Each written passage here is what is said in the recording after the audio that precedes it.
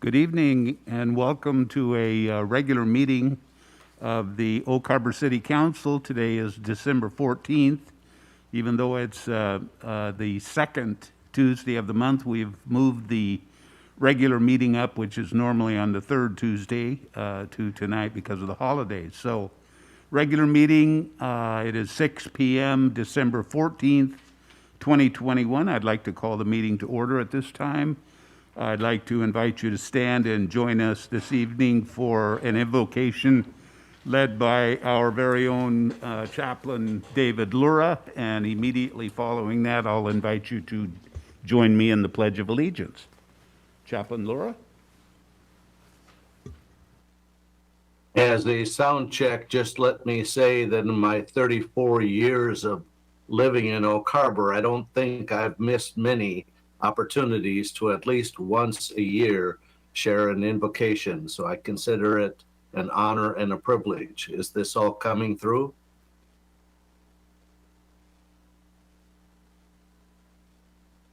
Yes, if you can't hear us. You can hear me? Yes, we can. Loud and clear. Would you pause with me? Would you pause with me as I pray? 'Twas 10 days before Christmas.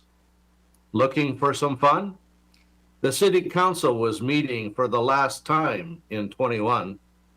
They did gather for business and yet to stand up a cheer for the outgoing members who served year after year, and to welcome new members and help them observe their new duties and responsibilities for which they now serve. The mayor was ready, and the city staff too, to take up the agenda for me and for you. They said the Pledge of Allegiance toward the flag of our land and turned to the chaplain, who had a prayer in his hand. Great God in the heavens, we call upon thee to bless this great country, the land of the free, guarded by service members, some here at home, and yet others on deployment. Around the world they roam. In this beautiful corner of creation, we have the privilege to live. May we never take it for granted, but be willing to give and support this great city and all the people therein, that we might be free from sorrow and the burden of sin. Make us one with each other and pick up those who fall. Help us work hard together for the betterment of all, so that when all else is said, to those far and those near, Merry Christmas and God bless us, and a Happy New Year. Amen. Thank you, Chaplain Lura. We love you, man. Please join me in the pledge. I pledge allegiance to the flag of the United States of America and to the republic for which it stands, one nation, under God, indivisible, with liberty and justice for all.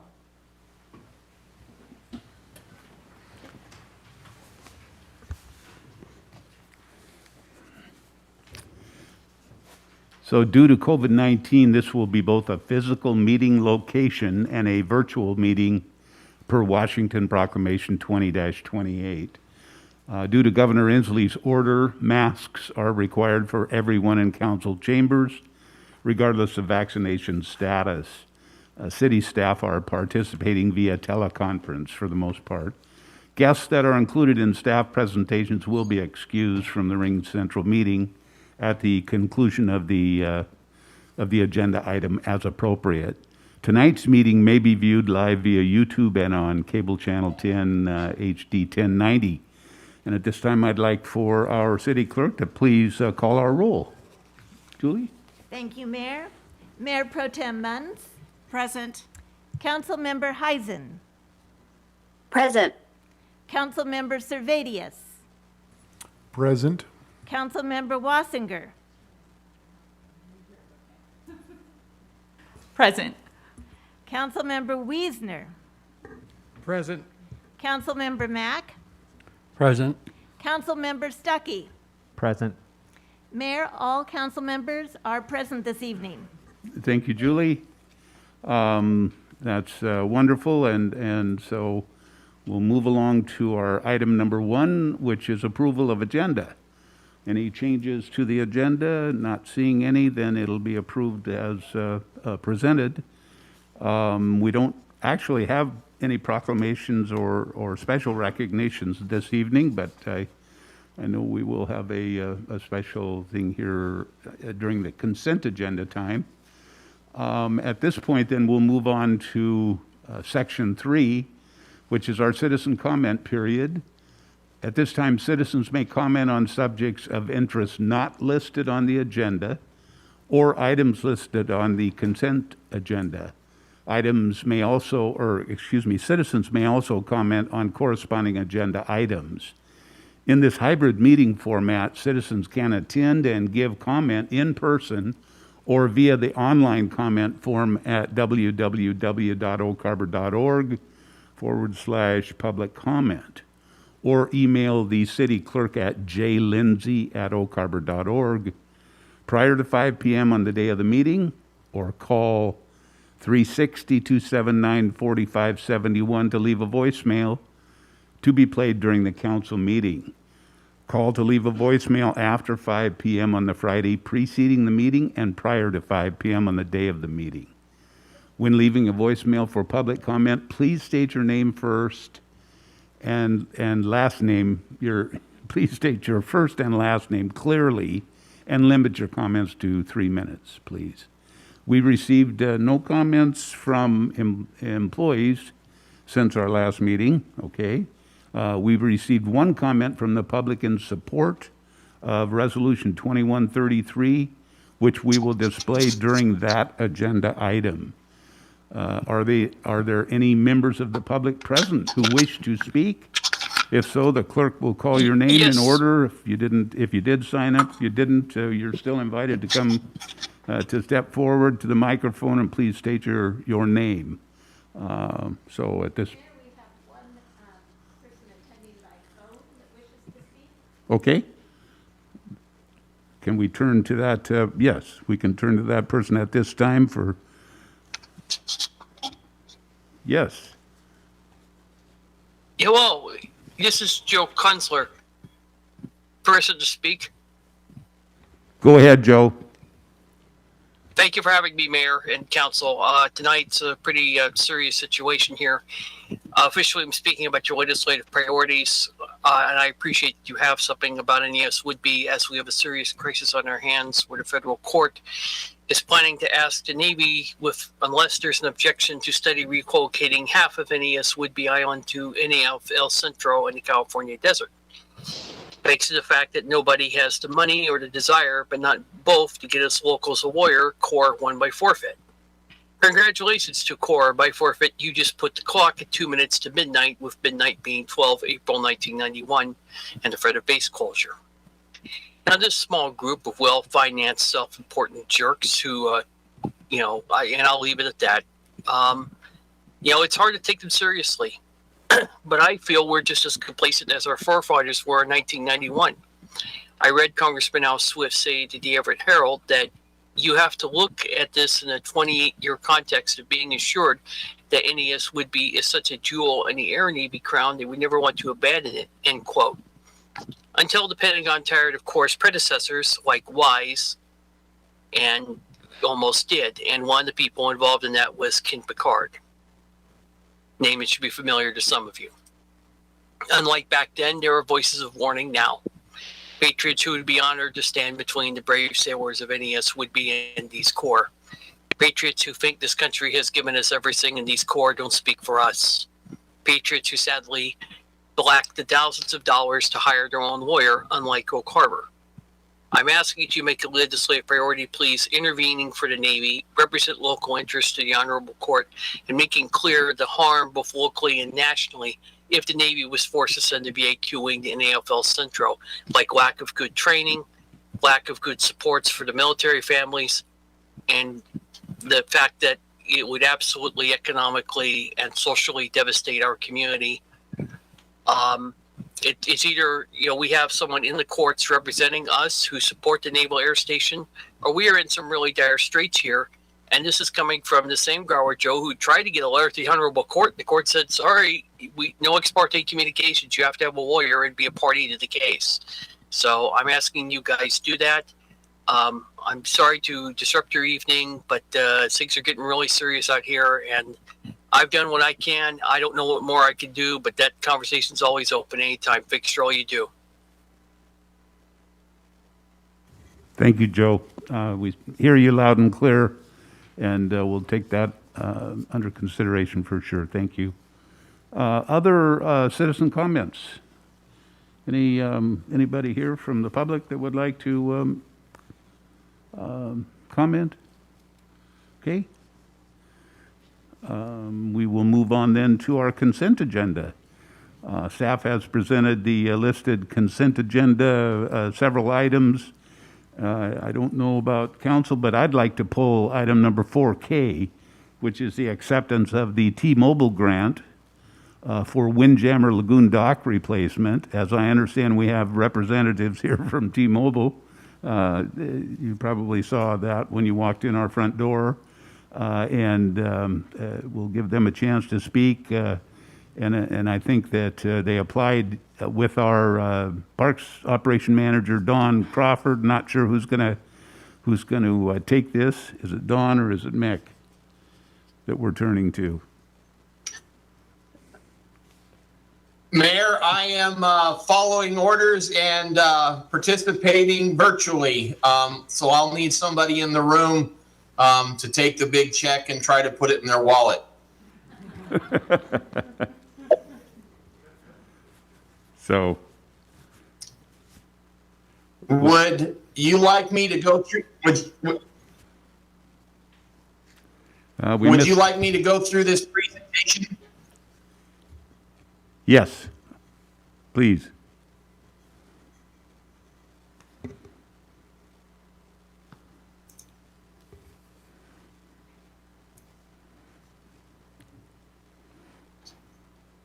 Okay.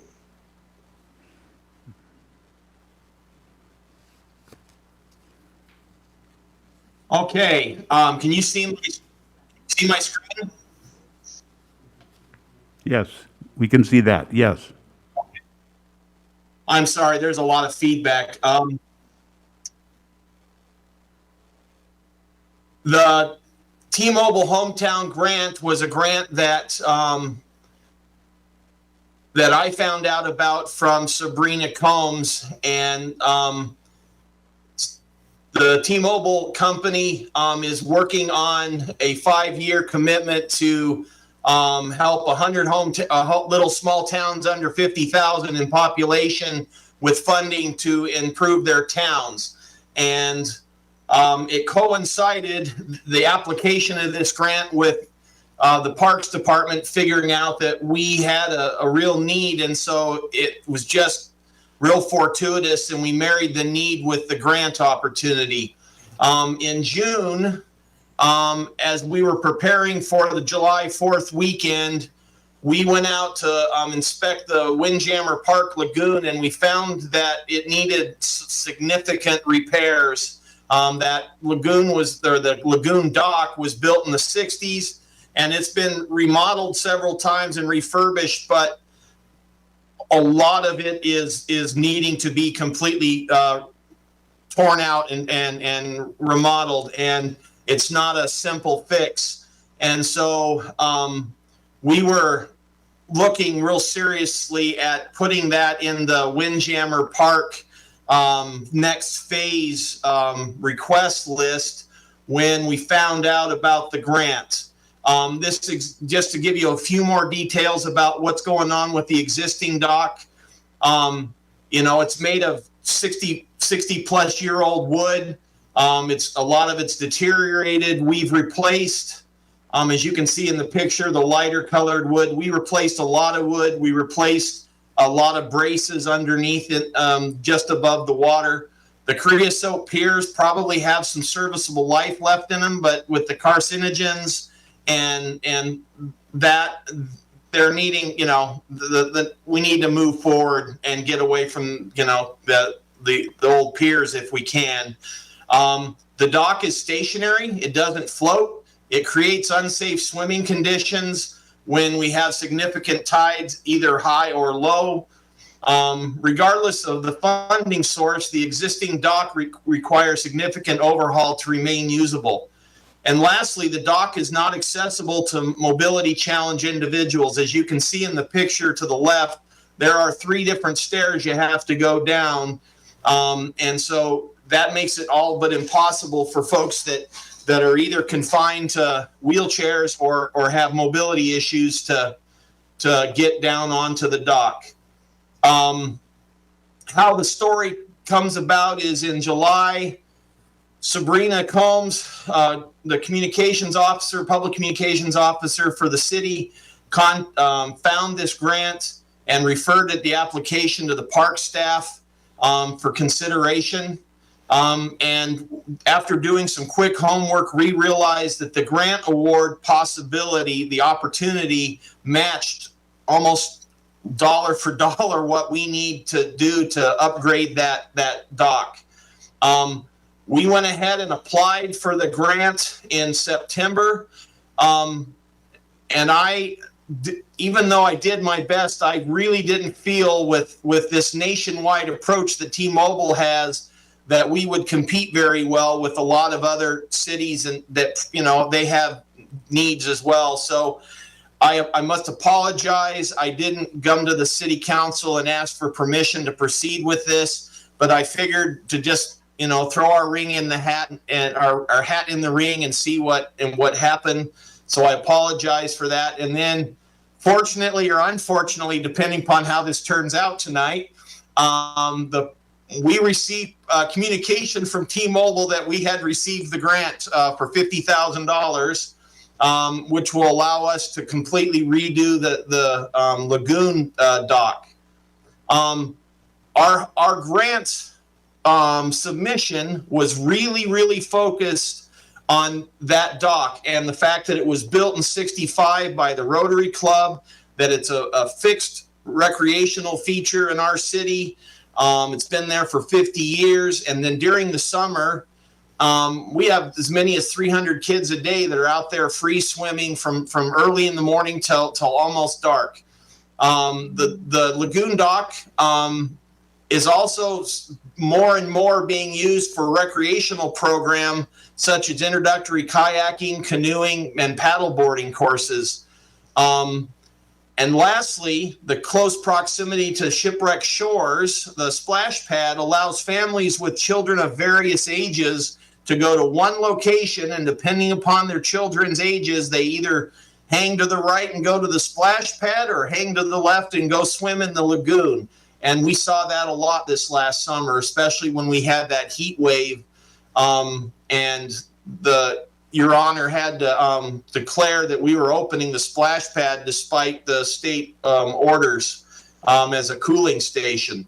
The new dock will provide the following features and amenities. The dock will float with the tide, so it'll go up and down, so we won't have the possibility of children getting stuck under the pier as the tides go up and down. There are times during the year when the water actually goes over the top of the dock, which isn't good. And then there are times when the tide goes out far enough that having that dock up in the air isn't necessarily safe. So the dock will be a floating dock.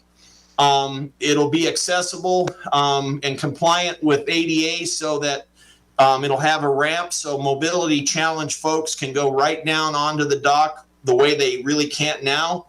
And the dock will be constructed of weather-resistant materials so that it'll help it last a long time.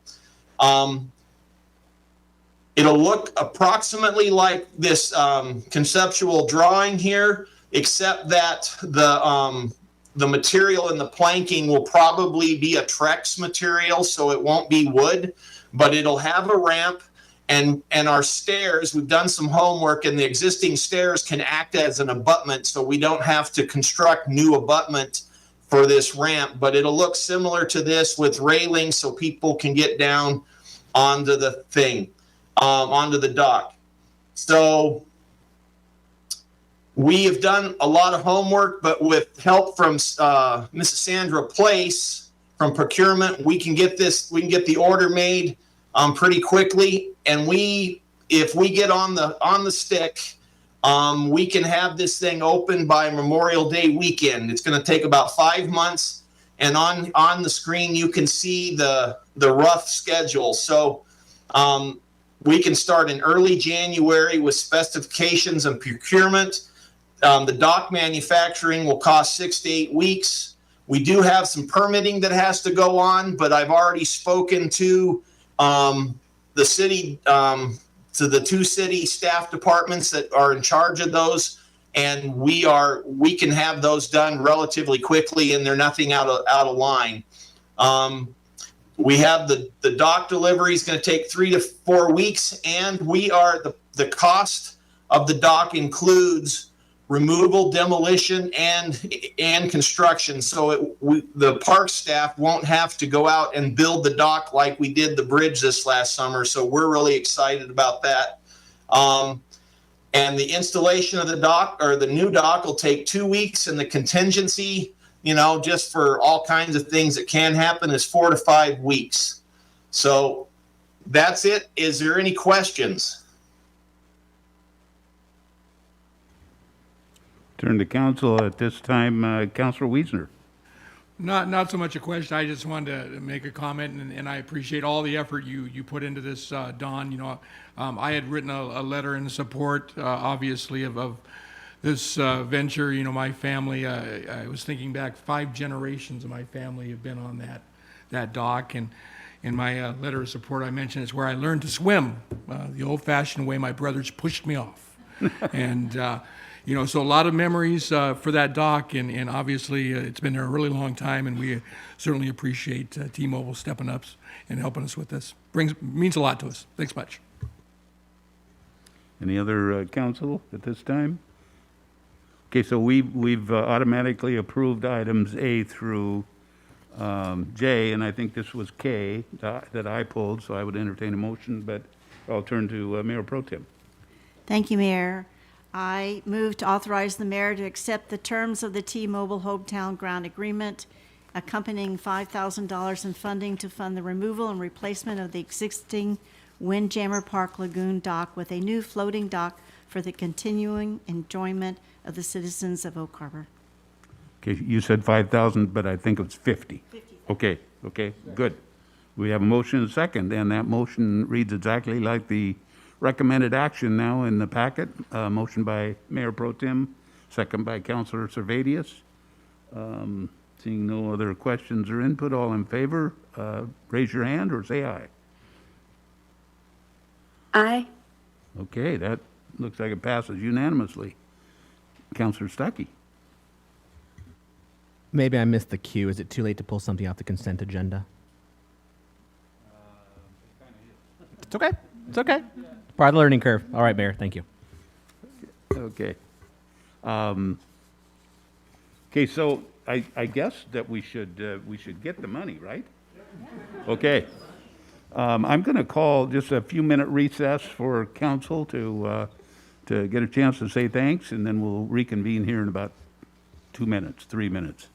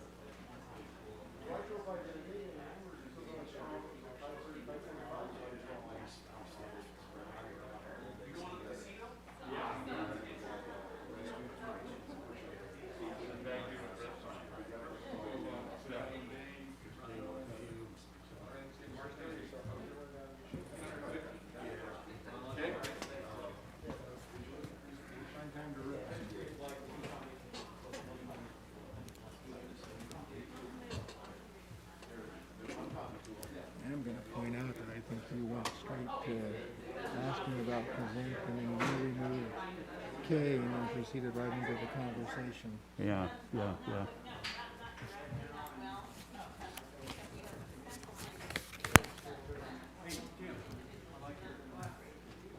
So are these really working, or is it so that? So what it is this works from YouTube, channel 10, all that stuff. Are these work? And then what it is the sound from these goes through that speaker and picks that, helps pick it up so it's more clear for the Zoom folks.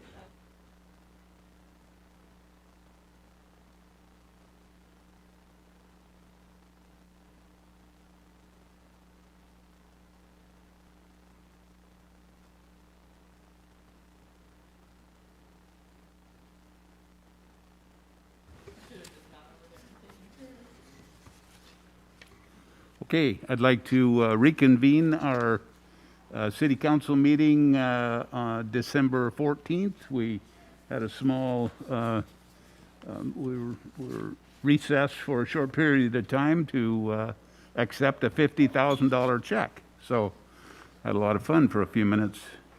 We'll move on at this time to, I think it's item number 5A, mayor's comments.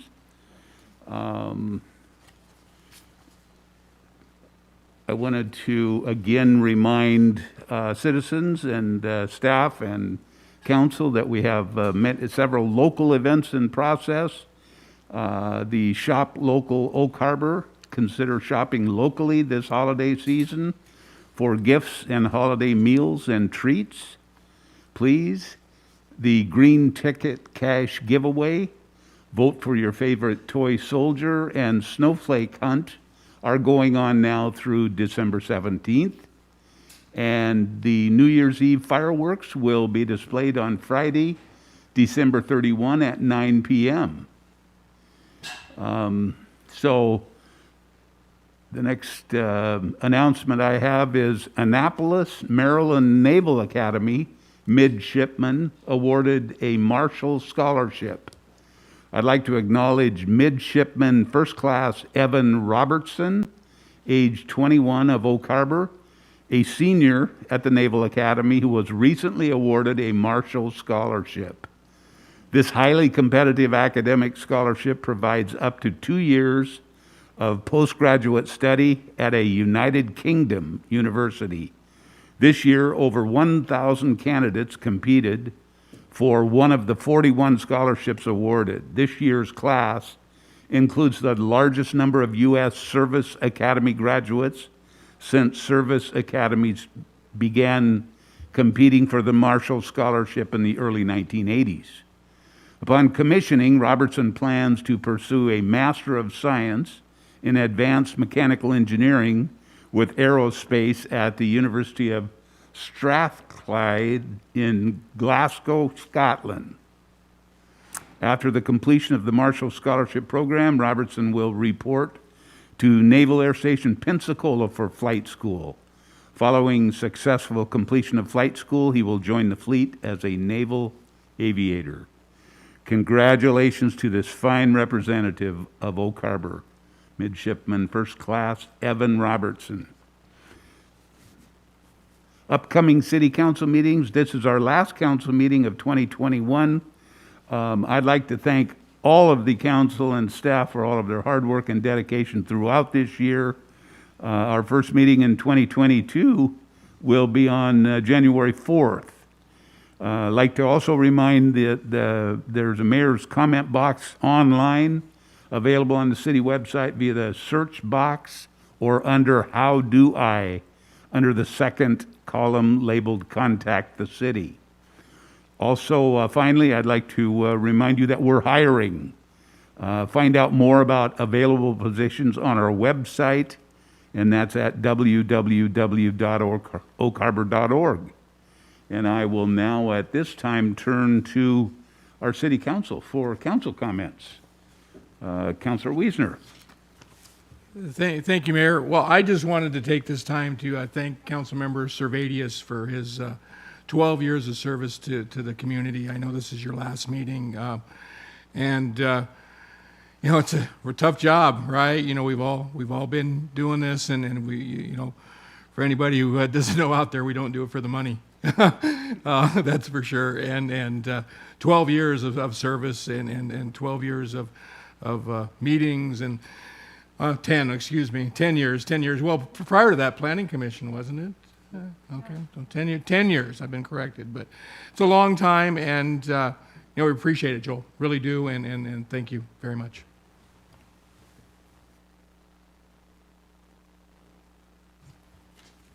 Thank you, Mayor. I also want to thank Councilman Erica Wassinger also for her service. She stepped up as Mr. Stuckey has in the middle of a term and then got elected.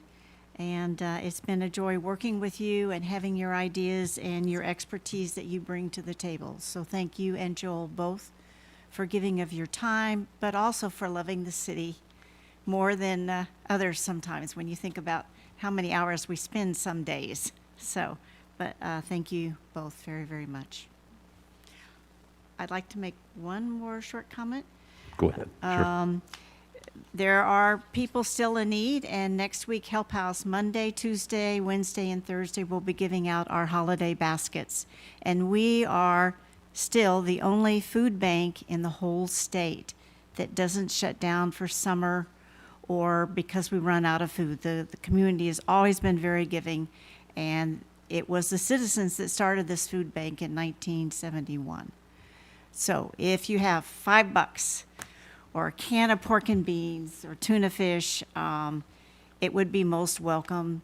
And stop by on Hathaway. We appreciate it. Thank you. Thank you, Mayor Pro Tem. Councilor Mack. Thank you, Mayor. I too would also like to thank Councilmember Servatius and Councilmember Wassinger for their effort put forth. It's definitely not easy. It does take focus and concentration, and you guys have done, in my opinion, a great job in your service to the city.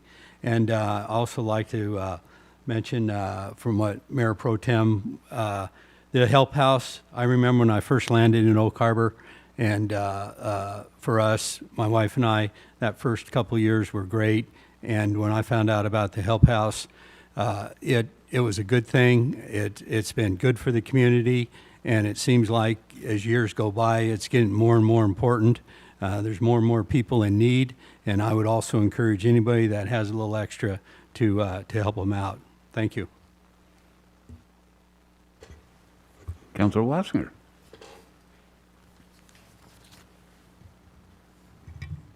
Okay, thank you for the kind words. I just wanted to say a few things on my last meeting here. First, I want to thank Pastor Lura. His invocations have always, no matter where I am and hear those words, they always make me feel so joyful and happy.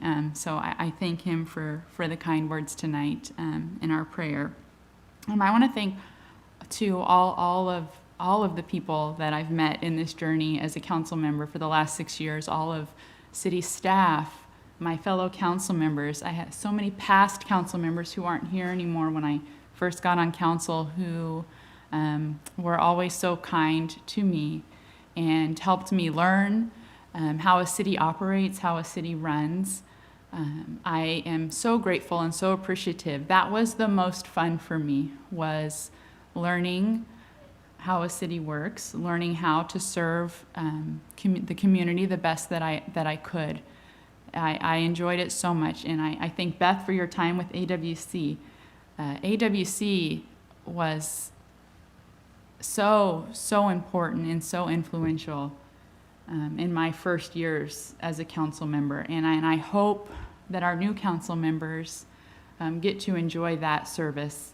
I hope that those meetings come back in city action days and even National League of Cities comes back and they can enjoy a lot of those times that I did learning how to serve in this role.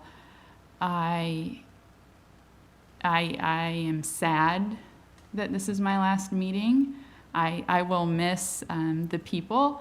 I will miss listening to people in the good times and the bad. And even when I didn't agree or someone didn't agree with maybe what my initial thoughts were or I had friendly debate, even within my own family sometimes, and my own friends.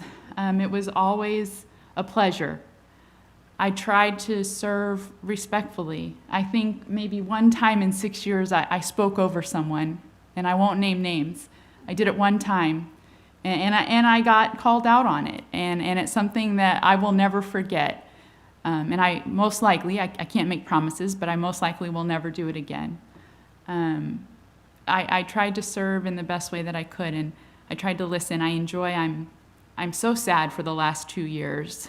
I'm sad for not having that level of communication that I got to enjoy the first 4 years in this position.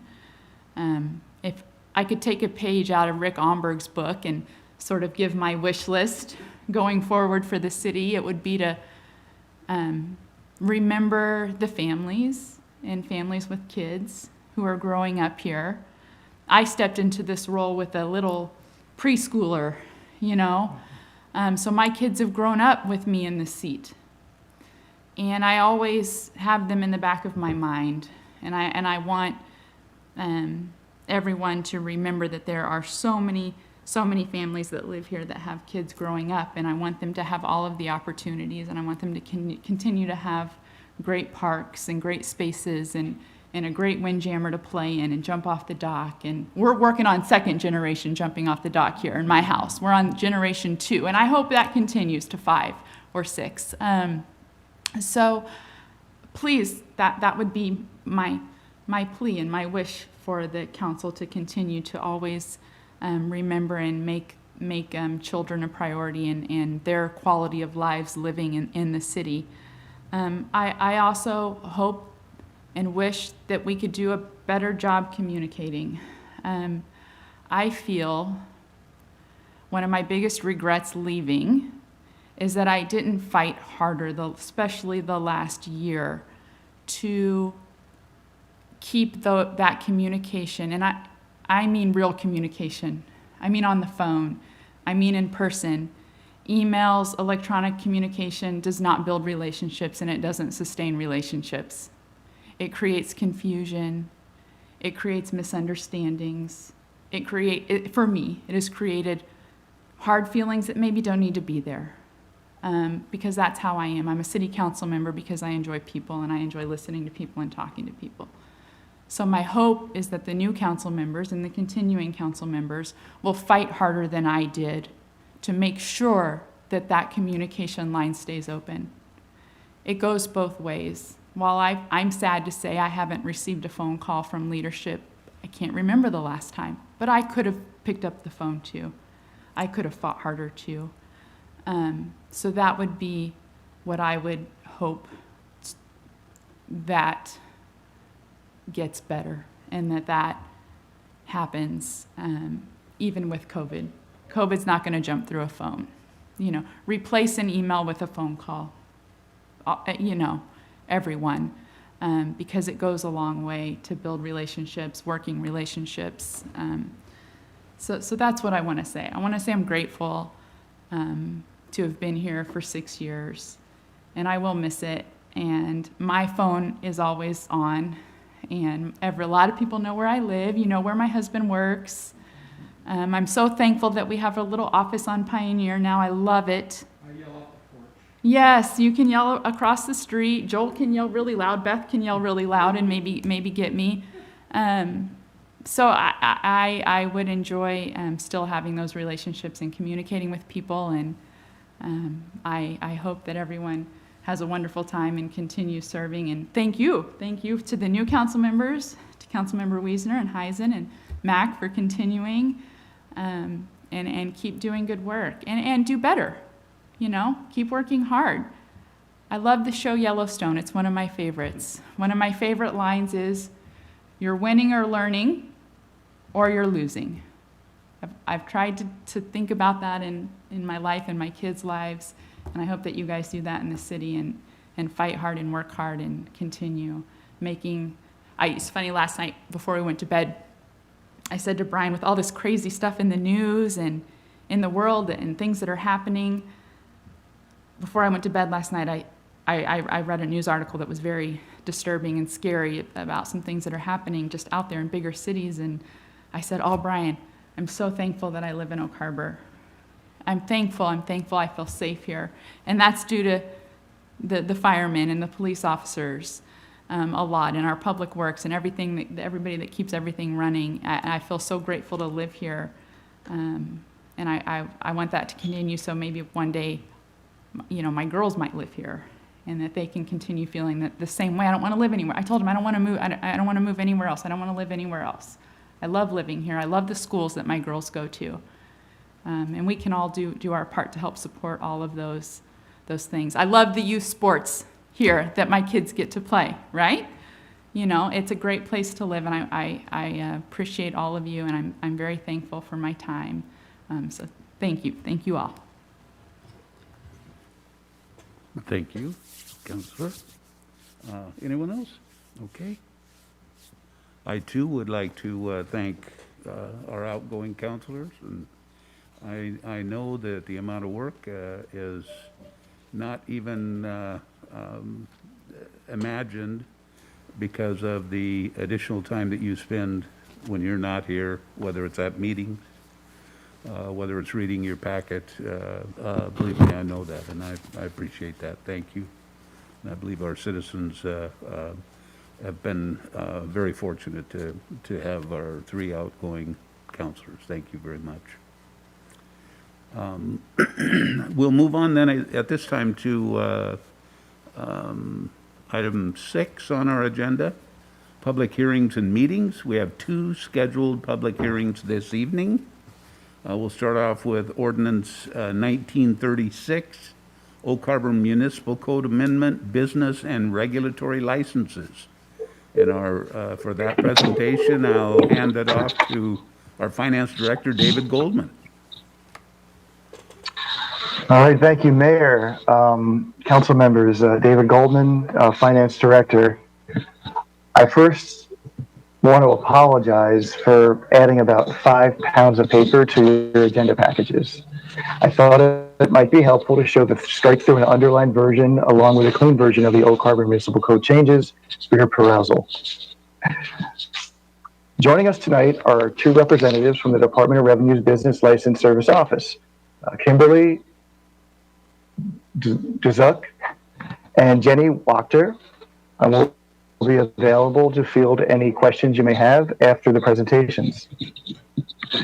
So with that, the first presentation is the ordinance proposed changes to the Oak Harbor Municipal Code business license related amendments. So the purpose of this change, it's part of the transition to the state's business license system. And these changes to the Oak Harbor Municipal Code will accommodate this transition. A little bit of background. On August 17th, 2021, the City Council authorized the mayor to sign an agreement with the state for the transition. And on October 27th, 2021, we had a City Council workshop which outlined the steps needed for the transition. And we also talked about some fee structures and different rates. For timing, the Department of Revenue requested direction on the fee structure, which is going to be heard next on the accompanying resolution. They requested the direction by mid-December in order to keep the process on track for the go live date in March. So the applicable areas of the Oak Harbor Municipal Code changes include Title 5, business licenses, and Section 612.060, vendors and concessionaires in parks, and Section 1934.020, criteria. The general effect of the revisions were to include the Department of Revenue Business License Service in the text and direct applications to the business license services, and also to change the term endorsement to regulatory license. So the effective date of this ordinance is March 10th, 2022 to coincide with the go live date. Current business license applications and 2022 renewals will be processed under the current system. And the next step after this is approved is to go over fee structure proposals, and that'll be the next item. So the recommended actions would be to hold a public hearing on Ordinance 1936, and a suggested motion is up on your screen. Staff and representatives from the Department of Revenue are available to field any questions you have. So thank you, Mr. Golden. Before we turn to council, I'd like to open the public hearing on this item and confirm that we have no public comments received. That's correct, Mayor. We received no comments from the public on this item. Okay, thank you, Julie. Then we'll close that public hearing and turn to the council for questions or comments. Mayor Pro Tem. Thank you, Mayor. Mr. Goldman, you and I had a conversation before the council moved to approve this. And our city had a chance, I think that window may have closed, to be able to look at how the state is wording it, but we could add contingencies to it to fit our city, what is necessary when a business comes here. Have we done that, or is the deadline still out in the future, and you will let us know what some of the other things we would like to add to our Oak Harbor State City business license? Well, looking at the background of the process of how this went through the state legislature, cities did have a deadline on whether to go with a different system or go with the state's business license system, and that deadline has passed. As far as the business license structure proposals go, that'll be the subject of the next item, which will be a resolution on the proposed business license structures to fit with the state system. We also have endorsements, which the name is changing to regulatory licenses, such as on food trucks and a few other uses. We don't have a lot of those per year, but those will still stay in our code, and we will have flexibility with those directly, and those will be processed outside of the state's business license system. Okay, I just wanted to be sure that we hadn't missed the deadline. Yes, I knew that we weren't going to be on our own, but I also knew we had a chance to add to what fits our city and what's best here. Like you said, some of those licenses that we don't use very much, but they're not in the state license system, they're in ours. So thank you very much. Correct. Thank you. Councilor Stuckey. Yeah, I just want to make sure in partnering with DOR to use the BLS system, is there any cost to the city, or are they getting a percentage or anything of these endorsements or licenses? My understanding is there's no cost to the city of moving to the BLS system. And if anything, it's going to increase compliance. From our discussions with various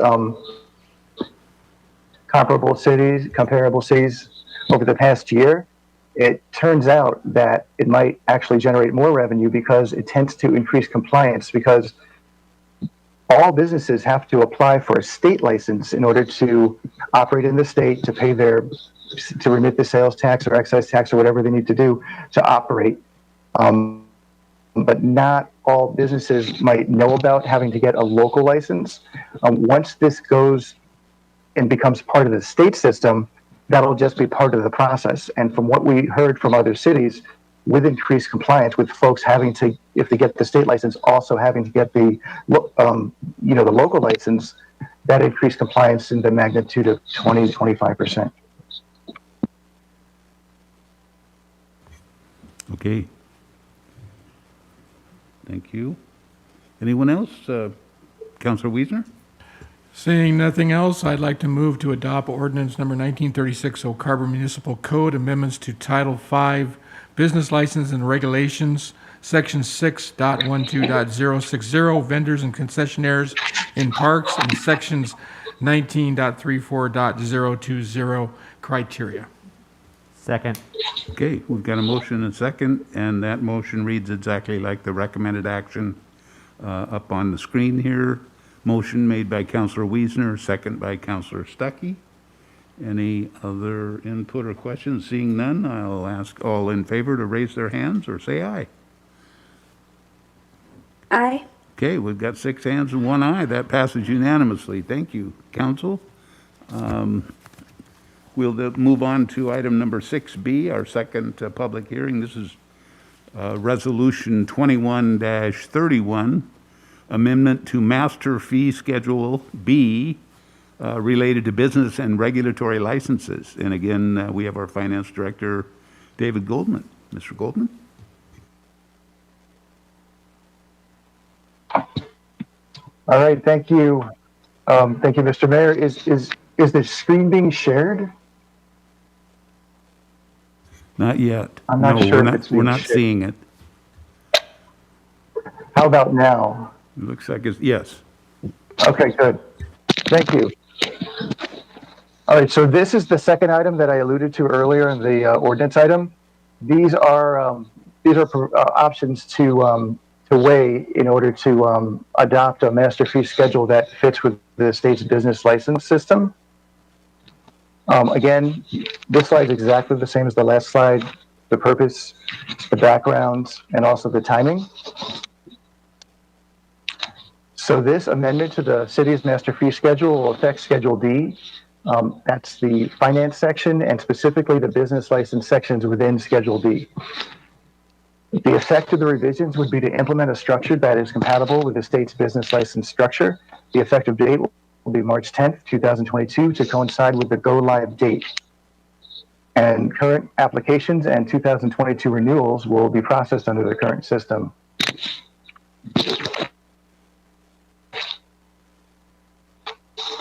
So these are the structures that went over the workshop a few months ago.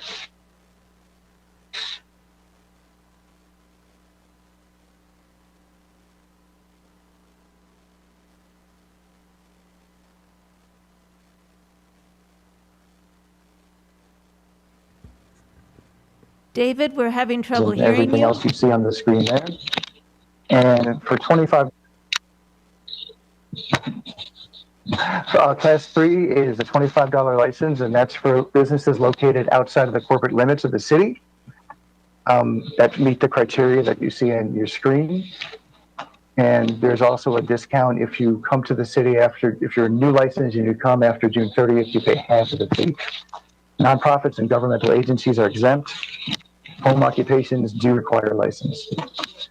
Now, these are the endorsements that are processed outside, that will be processed in the future outside of the state system. They're now being referred to as regulatory licenses. For $25, you have an entertainment established type 1. Criteria is there. For $221, it's the entertainment establishment type 2. On the screen. Other endorsements are as follows. You have the adult entertainment endorsement, pawnbroker endorsement, taxi cab, transportation network company, TNC, mobile food vendor, and you also have these horse-drawn carriages, which are similar to the fee that's charged for taxi cabs. And these are not proposed to change. These endorsements are now regulatory licenses. These are not part of the proposal. I'm just listing them to show you all the fees that are charged for businesses. So the permitted business license fee structure for the state system, you have 4 types: general business, home occupation, non-resident, and nonprofit. And there's a few different types of structures or combinations of structures: flat fee per license, gross income, employee count, whether it's just a flat $4 or $5 per employee or a range between 0 and 3, it's $10 or whatever. You could do a combination, gross income and employee count, or any other combination you could think of, as long as it meets the criteria that we have. And you could find hundreds of different business license fee structures for cities throughout Washington by following this link on the Department of Revenue website. David, excuse me, your screen is not moving forward as you're presenting for some of us. Oh, I'm sorry. What do you see right now? You see master fee schedule, the cover sheet. That's all we see. So Mikhail suggested maybe she could share, and then maybe it would work because it's showing some sort of network issue. Okay, sure. Sorry about that. No, sorry. Showing for me. That's interesting.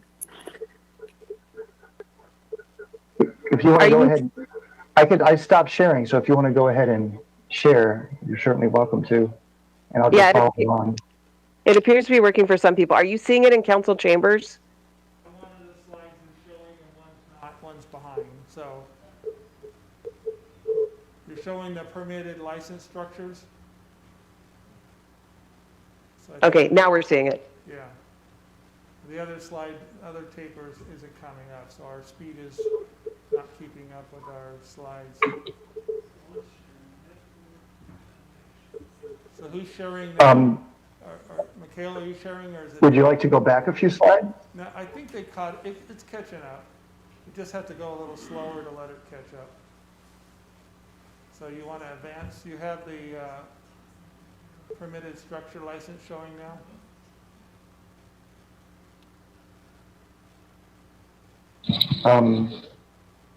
Let me know what to do. And I'm hearing an echo.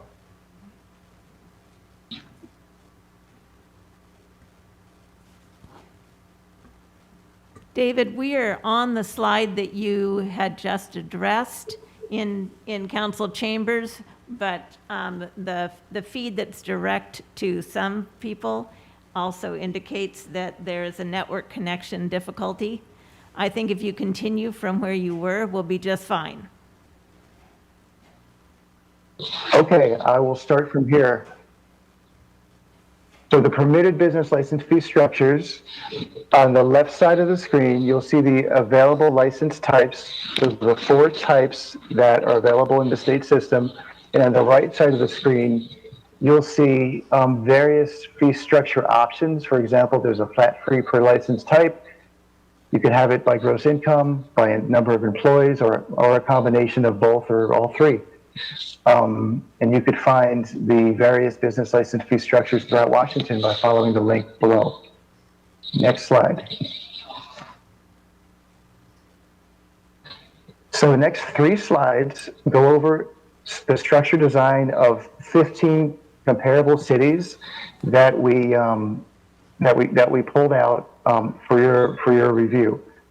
So the first 3, Anacortes, Bainbridge Island, and Bremerton, they have a flat fee. So all the businesses either pay $40 or $65 or $75 for their local business license. The city of Burlington, they do it by gross income. So from $0 to $20,000, it's $50. The next tier is $75, and over $100,000, it's $100. And if you're a non-resident business, which means you don't have a physical location in that city, but you still do business in the city and have to get a business license, the structure's on the right side. It's basically the same, except the first 2,000 is 0 per state law. And you can see that for all the cities, nonprofit businesses are all 0. Kirkland does a combination. They have it by gross income, and then they have it per employee. You can see Linwood here. Marysville has a flat fee, very similar to Bainbridge Island, a little bit less on renewals. Next slide, please. Here's a few more. Mill Creek does it by employee ranges. Mount Vernon's flat. Montlake Terrace is also by employee ranges. Next slide. Mukilteo is by gross income and also by employee. Pascal is flat $80 and then $20 per full-time equivalent, and they have a calculation to figure out part-time, full-time, how that works. And that could go up to $5,000. That's our cap per business.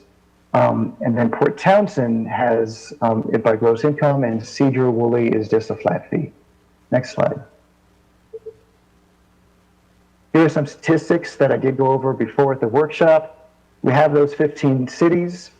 We have the population in the next column, the business license revenues in the next column, and the size of their general fund in the next column. The last 2 slides show a ratio of the business license revenues and as a percent of the general fund. You can see Oak Harbor is the lowest, tied with Mount Vernon, And the highest on this list is Port Townsend, with the average being 0.8. And the per capita business license revenues are listed here in the last column, and Oak Harbor's at the bottom at $2.15 per capita. The highest, I believe, is right here at Burlington, and the average is about $8. Next slide. So those statistics on a graph, you could see Oak Harbor right here as a percent of the general fund. Next slide. And here again is Oak Harbor per capita revenues. Next slide. So we developed some options for the city council to consider. We're recommending option A, just a flat fee to match what Anacortes does, just a flat $40. And the reason why we're recommending that is this is the first year of implementation. Businesses are going to be applying over the next year and a half. They'll be providing their data and information into the system, and we're going to be able to download that data after about a year and take a look at it, and we could develop different structures for the city council to weigh once we have that data in the next year and a half. So that would be our recommendation, but we also have some other options to consider. For example, we could match Port Townsend structure by gross income. Now, we don't have the current information to show like how that would affect each business because we don't have the gross income information, but that would be, another option to weigh if you wanted to go down the road of doing gross income. Option C would be employee ranges. So, for example, you can charge the business a minimum of 25, but from 0 to 10, it would be $40. If they have 11 to 20 employees, it'd be 80. 21 to 30 would be 120, and if they have 30 or over, 160. So that would be the cap. No one would pay over 160. And then option D would be per employee. So you would have, maybe you start with 40, and then you'd have $4 per employee, and it would be capped at 30. So that would also be capped at of 160. So the reason why we didn't use like Kirkland's or Linwood's or other places is because their amount was like 105, or it was just, it was much higher. And I think it would be a large impact on what we are currently used to seeing. So that would not be recommended to go to those levels. But if the city council wanted to implement employee ranges or per employee type of structure tonight, these would be suggestions to go about doing that. But like I said before, our overall recommendation is for the first year and a half, just keep it simple at a flat fee, just like Anacortes does, at $40 for the first year of implementation. And with that, do we have a next slide?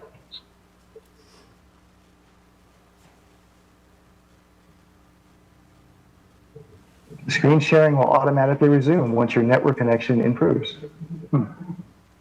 So next slide has just the suggestion to open the public hearing for comments and a suggested motion.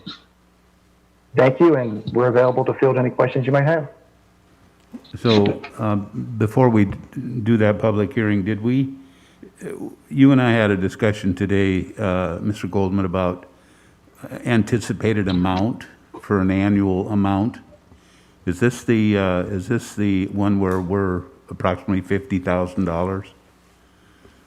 Yeah, we have budgeted for 2022 $53,000 for business license revenues. Okay. And we do expect that will go higher based on our ordinance that we just passed, because it'll be connected to the state. So it's 25% anticipated additional revenue, but it's on $50,000 of $50,000 budgeted amount. So just based on increased compliance, we're anticipating maybe 25% on top of the 53. So maybe 65, 70,000. We're not sure. We're not going to really know until we go through a year of it. Okay. Well, then I'd like to, before we turn to council, I'd like to open the public hearing on this item and turn to our clerk and ask if we've had any. Thank you, Mayor. No, we received no public comment on this item. Okay. So then I'll close the public hearing. At this time, I'd like to Thank you, Mr. Goldman. I know you put a lot of time in this to try to anticipate, what we might do. So I'll turn to council for questions and input or motions. Yes, Councilor Wiesner. Thank you, Mayor. I'm just going to weigh in the flat fee. That makes the most sense. We need to keep it simple. I agree with you, Mr. Goldman. If we start, jacking this up and jacking this around, we could, obviously end up costing some of our businesses a lot more money, and that's not the purpose of this. Obviously, getting them licensed and making this as simple as possible would be the best route I would see. Thank you. Yes, Councilor Mack. Thank you, Mayor. I too can support option A. Flat fee, as far as I'm concerned, is the way to go at this time.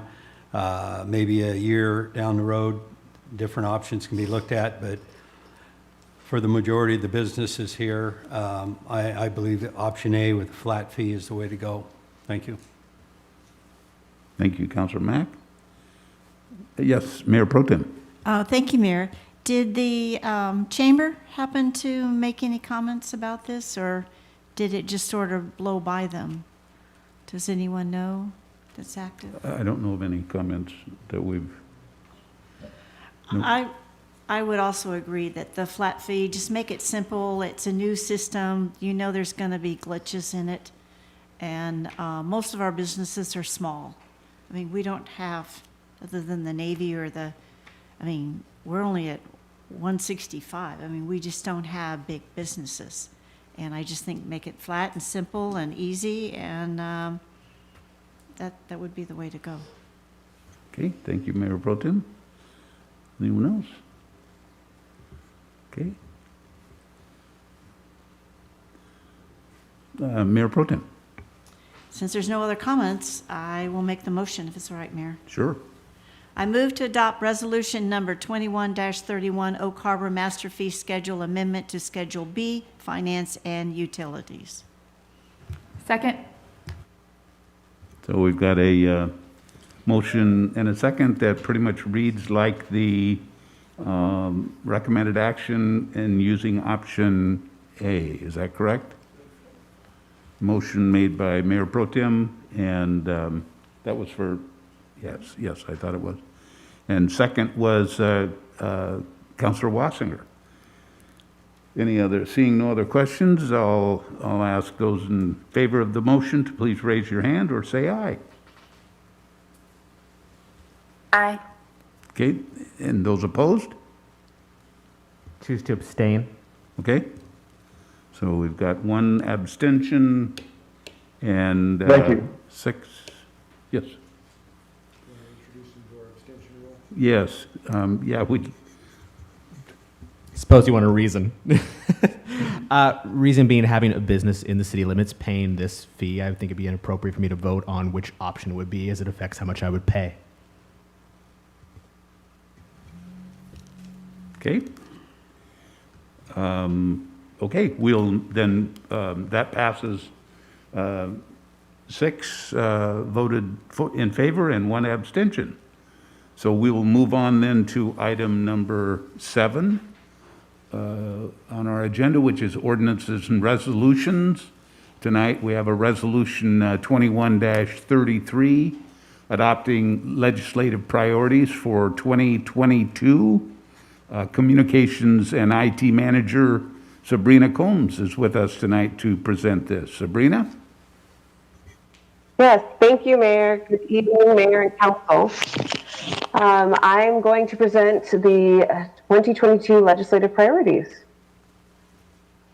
So staff, just to give you some background, as we talked about in the previous workshop, staff reviewed and compared the 2022 legislative priorities from both the Association of Washington Cities and Island County Council of Governments, and looked at those in comparison to some of our previous priorities to draft the 2022 legislative priorities that we presented to City Council at the workshop on November 17th.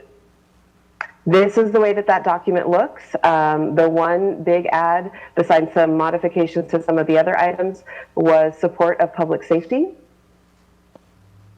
So the next step is that staff will distribute this final version to the Island County Council of Governments, the AWC, and elected officials. We will also update the city website. We now have a web page under the city administrators portion that highlights legislative priorities, and those updates will go there, including the resolution.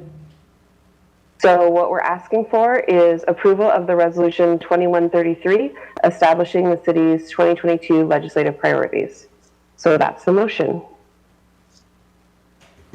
Okay, before we turn to council, I'd just like to verify that we've received no comments other than Mr. Kunzler, who we heard from earlier, That's right? correct, Mayor. That was our only public comment on this item. Okay, thank you, Julie. So we'll turn back to council for, yes, Councilor Servadius. I just had one question under the environmental sustainability. We mentioned bull trout. I know this has come up with our outfall off of 29th. Where do we really have bull trout issues or concerns on Whidbey Island? Anyone? I can field that. Okay. I think Alex Warner, our city engineer here, and we're gonna possibly have to do a change for a trout issue on Fdoc Island. So usually we don't have that in there too much, because you're right, it's more on the emphasis on the state side. But there is some issues that do affect us, a lot minimal than other areas in the state.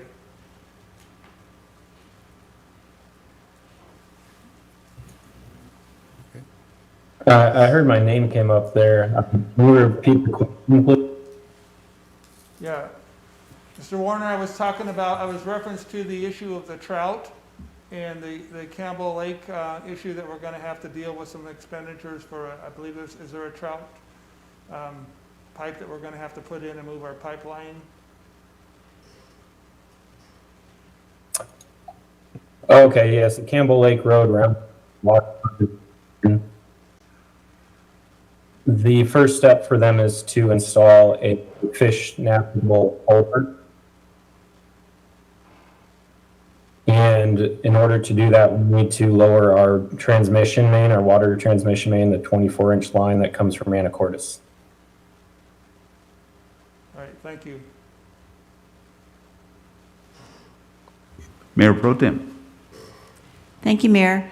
Mr. Warner, have you already alerted the Navy? Because anytime we move that pipe, it's a 50-50 deal on funds to move that pipe, since it serves both communities. Yes, I have. I've been in contact with Blaine Hardy, the utilities manager at NAVFAC. Okay, thank you.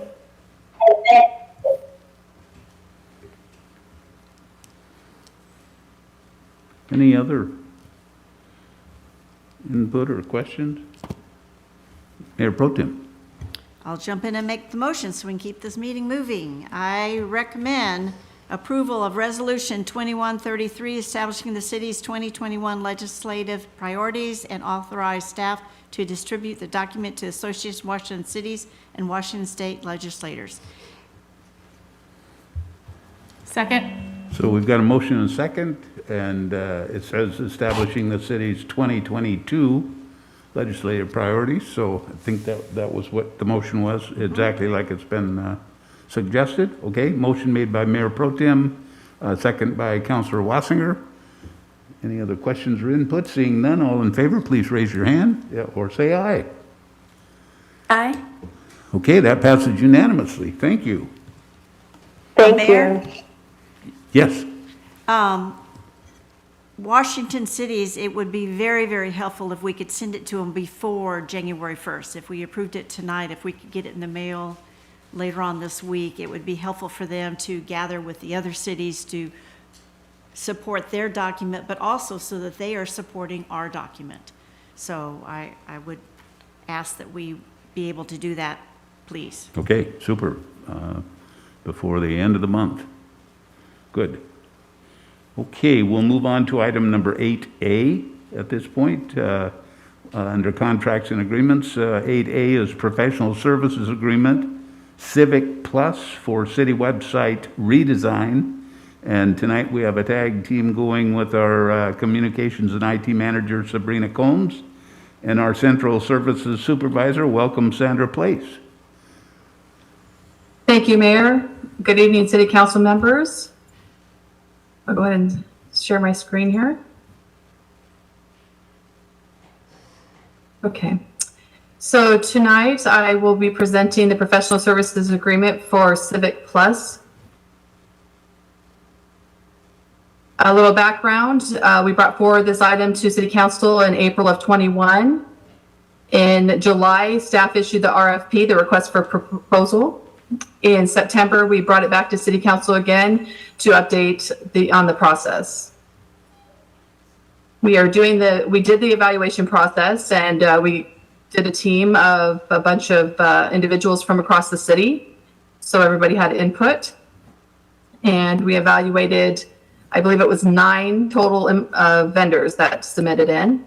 We did a scoring process, and we narrowed it down to 4 of the top 4 demonstrations, and we conducted those demonstrations with the same team.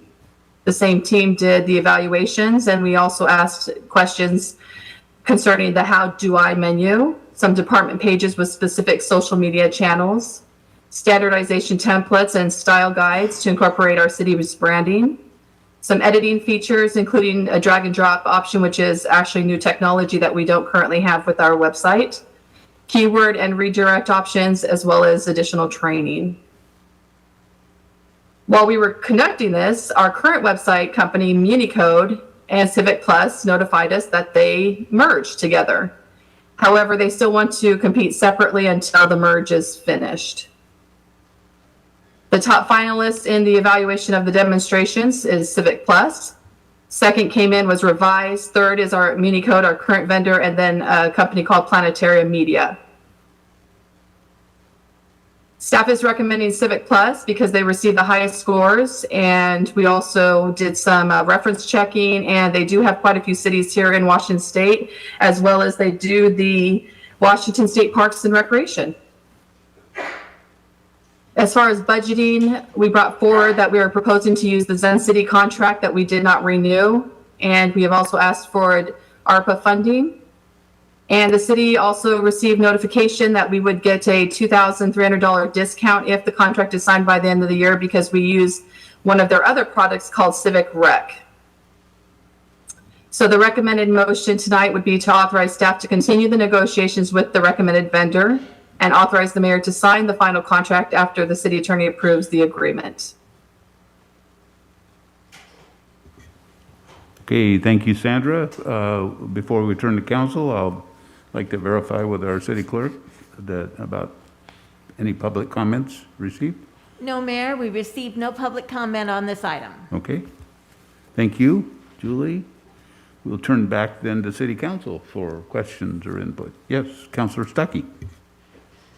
Just out of curiosity, this new website, is it going to do anything that our current website doesn't do, or is this just a $29,000 new coat of paint? No, it will definitely have additional features that we do not currently use and have. Technology, this is just another technology tool. So after 3 years, it does expire and you do need to renew it. And like I said, that it has new tools. It's a drag and drop feature, which is easy for our employees to utilize. So it's not uncommon. I will also add in here that about 3 years ago, we did our same the website for the same amount with less technology. So it's actually a really good deal. Would you mind expanding and articulating a little bit more of the new features it'll have that the current website does not? I'm sorry, I didn't hear that. I apologize. Would you articulate a little bit more or expand on what features it'll have that the current website does not, specifically? Well, behind the scenes, there's definitely more features for our staff to be able to have easy access to update all of the pages that they need to do. That's that drag and drop feature that I was talking about. As far as for citizens, that's to be determined through the implementation process. We're going to make sure that we get the best bang for our buck and make sure that all of the things that the citizens need, it's going to be on the website. For instance, better search capabilities, more online forms that we could integrate with other products that we currently have. Just like I mentioned, Civic Rec, GIS technology is another good one that we can start getting mapping back up on our website and that it's interactive. Sandra, can I jump in? Yeah, please do. Okay. So some other features, Councilmember Stuckey, are there's some alerts, some ability to change some of the imagery on the front of the screen so that when people come to the website, they're seeing a visual representation of the information. They're seeing news alerts potentially on that front screen.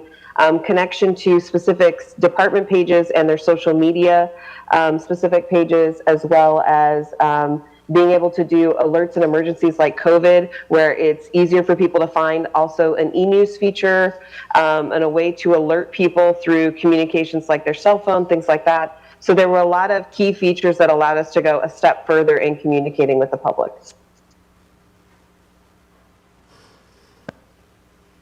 Councilor Servadius.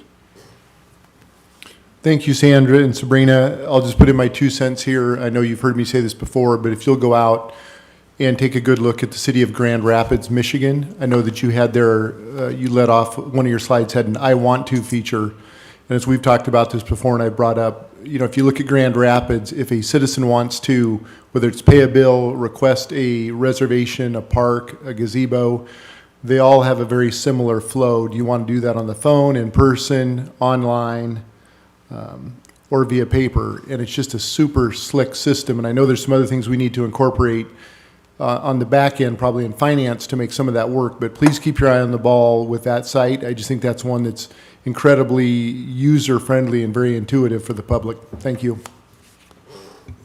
Thank you.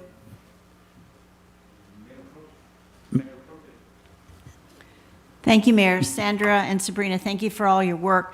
I know in the past, occasionally the police department have had to put out an emergency bulletin when the DK market was being robbed, and I had signed up individually with them to get notices. So is this something that if the fire department is involved with something and is going to need to close a roll, they could somehow put this on quickly so that they're not having to go who's subscribed in the past to them to get notices, or the police department or the county or something? Sabrina, I'll take that just, and you can add on to it.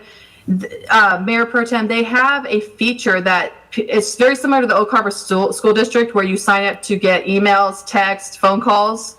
And so if the citizens do sign up and do that, then they will get all of those notifications that we will be able to push out immediately. All right, thank you. Yeah, it's very nice to get a text about something going on that you would never dream of, and yet you're aware of it. So thank you very much. That's great. Councilor Wiesner. Thank you, Mayor. And yes, thank you, Sandra and Sabrina, for all the hard work on this. I just wanted to maybe explain a little bit why I guess some of us up here are asking questions, and I appreciate Mr. Stuckey's direct questions. In the packet, it says implementation process, and it says Civic Plus will work with staff to improve the website to include parentheses, list upgrades and improvements. So we kind of missed that part in our packet. You know, we're kind of looking, obviously, for that tangible for us as to what is in it for us, what improvements are we going to get, and you know that was missing out of the packet. So I appreciate you guys explaining that. Thank you. Thank you. Okay. Mayor Pro Tem. Councilman Servais, you want to do the motion? I saw your hand. Oh, I'm sorry. I move to authorize staff to continue negotiations with the recommended vendor and authorize the mayor to sign the final contract after the city council approves the contract. Second. Okay.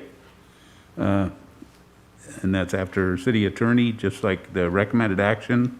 Motion by Councilor Servadius and second by Mayor Pro Tem Munns. All in favor signify by raising your hand or saying aye. Aye. So that looks like it passes unanimously. Thank you very much. We'll move on to item number 8B at this time. 8B is the Oak Harbor Marina potential emergency repairs to Fdoc from November 2021 storm. And this evening, we have our project manager, Brett Arvidsson, and our harbor master, Chris Sublett.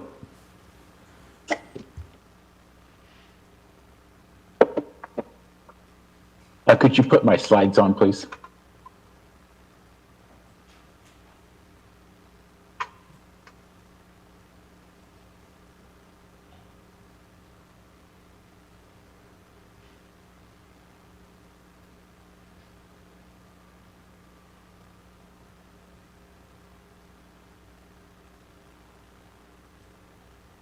Good evening, Council. I'm Brett Arvidsson, Project Manager for the city, and we're here to talk about our Fdoc breakwater and float repair project. This is an old presentation from last week, and there's another one. Just a moment. Sorry. Oh.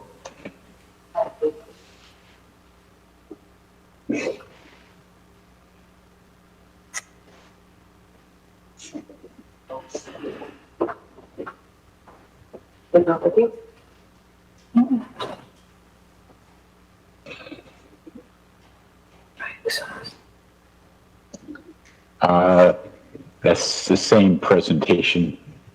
This should be dated 12/14. No.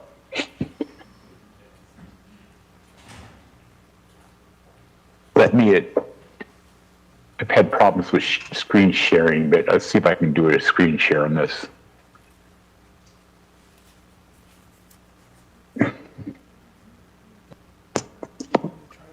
Do you see this now? No. No, we can't. We can try to do it on our end here, Brett. Second here, let me see if I can share.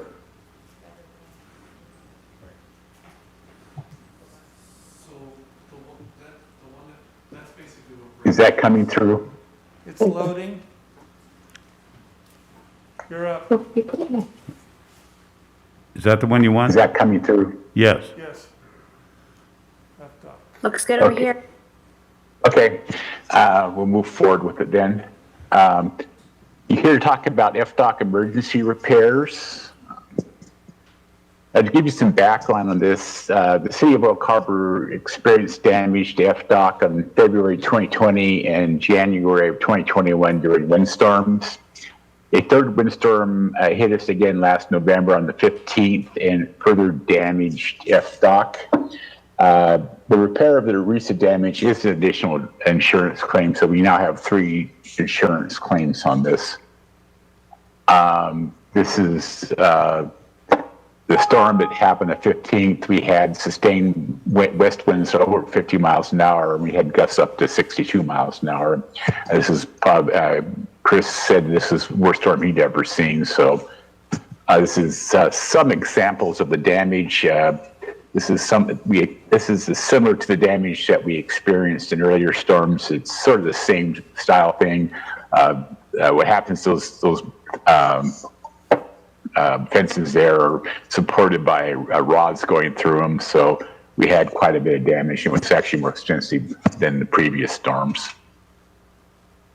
To give you some background, we did have a consultant, Moffett Nickel, preparing contract documents and permit packages. We did have the contract documents and permits for the in-water work completed.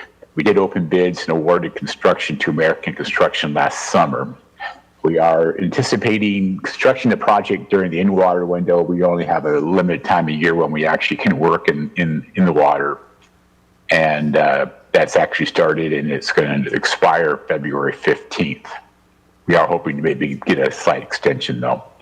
Right now, we're attempting to include the most recent damage with the ongoing work. So rather than start over again, last time it took us 1.5 years to get through the permit process.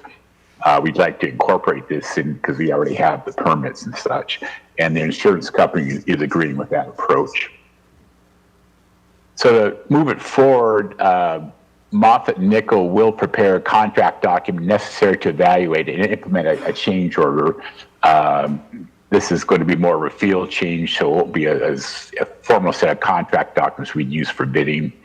And then we would negotiate a change order with American Construction to include the repairs in the existing contract. We'll most likely use the force account provisions in our contract, which is essentially a time and materials approach to the work. Right now, the extent we are still in the evaluation process, we did have a meeting out there. Some of this is going to have to be explored. So the extent and cost of these activities is undetermined. We won't know some of this damage until we actually get into it.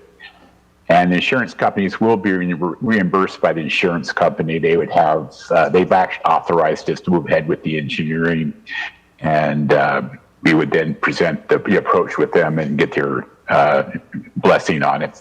This would be subject to a deductible, so we'd have 3 deductibles on this. This is very urgent to us. We are planning to start construction January 1st. We have materials to order and get implemented, so it's very time critical. So that's why we're seeking pre-authorization. We only have a 2-month window to get this finished in. So we have come together with the recommendation that the City Council authorize the mayor to sign any contract amendments and/or change orders necessary to implement repairs to Fdoc from the November 15th, 2021 storm, to the extent these actions are reimbursable by a third insurance claim. Questions, please? Thank you, Brett. Before we turn to council, I want to verify we've gotten no input from the public on this. That's correct, Mayor. We received no input from the public. Thank you, Julie. We'll turn to city council.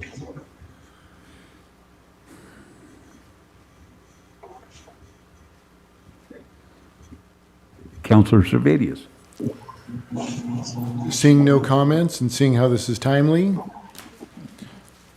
I move to authorize the mayor to sign any contract amendments and/or change orders necessary to implement repairs to Fdoc from the November 15, 21 storm, to the extent these actions are reimbursable by a third insurance claim. Second. Okay, thank you, Councilor Servadius, for the motion that reads exactly like the recommended action in the packet, and that second came from Mayor Pro Tem Munns. So seeing no other input or questions, all in favor, please raise your hand or say aye. Aye. Okay, that passes unanimously. Thank you, Council. We will move on to item number C, 8C, which is right-of-way agreement Zipley Fiber. And this evening, we have our interim Public Works Director, Mick Monken, and Project Manager, Brett Arvidsson, to present this one.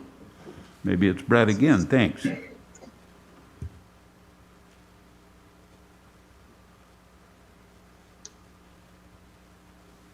I'll go ahead and, since my screen sharing is working, can you see that? Yes, we can. Okay, I'll get started then. Again, I'm Brett Arvidsson, I'm project manager for the city, and I'm here to talk about the Zipley Fiber right-of-way agreement.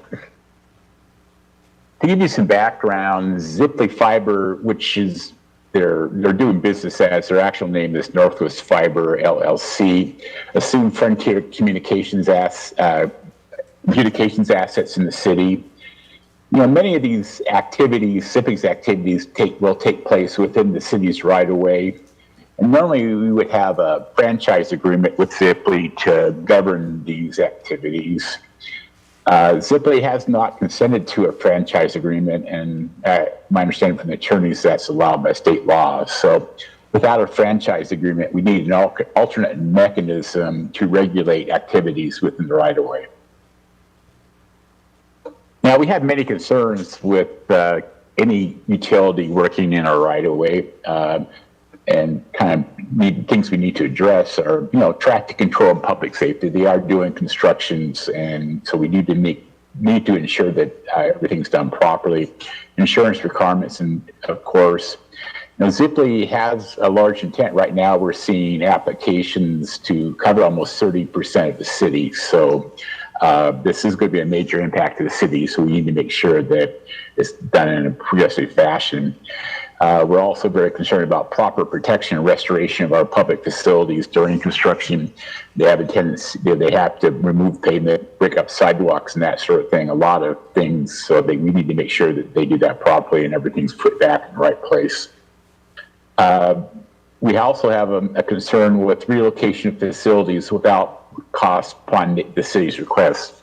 So for example, we do a street improvement project and we require utility relocations as part of that project. Utilities have to relocate their facilities at their own cost. We also have fees and charges associated with the permitting process.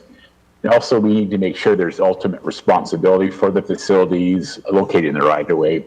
Part of the problem we've had is we're dealing with Zipley, but with their contractors, and we need to have one source ownership for these things to move forward with it because the contractors are gone after they're finished.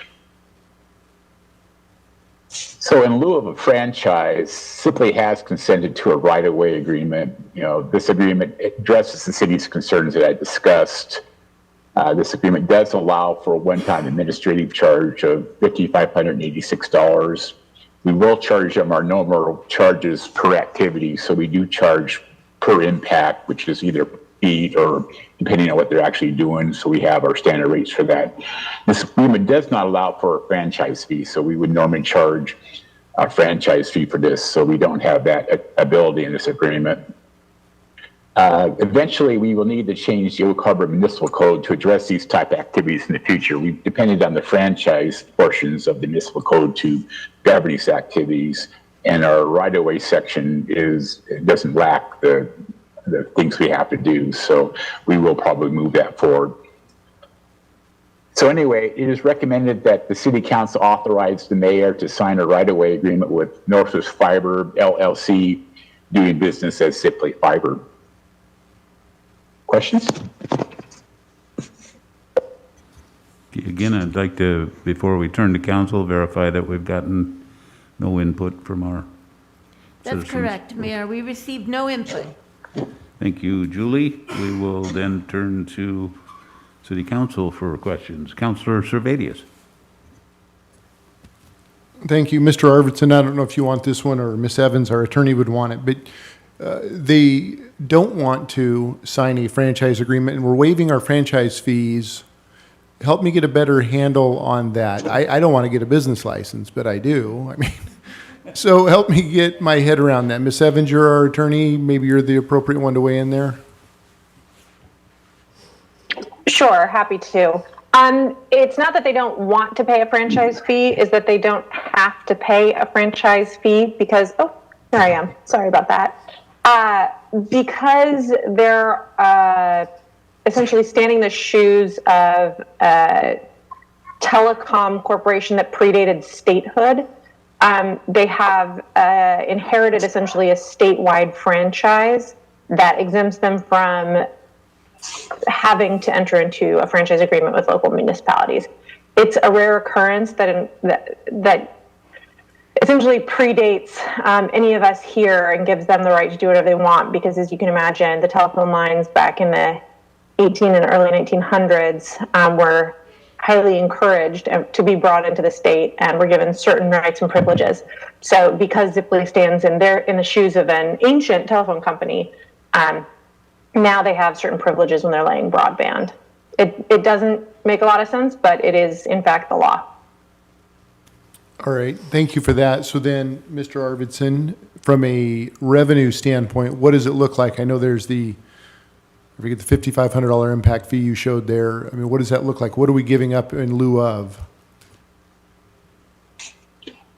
In terms of per permit, it's going to be several $100s per permit, depending on, it's like I say, we do it per foot of installation or per, box you put in, that type of thing. So each one's a little different. So I'm assuming several $100 to $1,000 per permit. But we're also seeing, we've got 30 of them sitting on the burner right now, ready to go. So there will be a lot of them. So while it's not a huge income, yeah, it's going to be some work. So I'll just end with this and then yield to my peers. If we give this up for permit fees one time, we're giving up franchise fees for ever?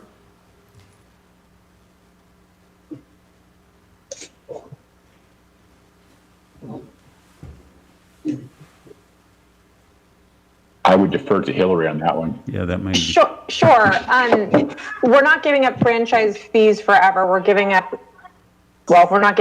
unable to charge Ziply a franchise fee in this instance. So if Comcast comes in, they're likely not subject to the same historic privileges as Ziply, but because Ziply took over for Frontier, who took over for so-and-so, who took over for so-and-so, and is in fact the recipient of this statewide franchise grant, we're unable to, and will always be unable to, unless the law changes, force them into a franchise with us. But as far as other companies are concerned, as long as they're not the recipients of this historic statewide franchise, we can still do what we do. And we do charge those franchise dues to other utilities.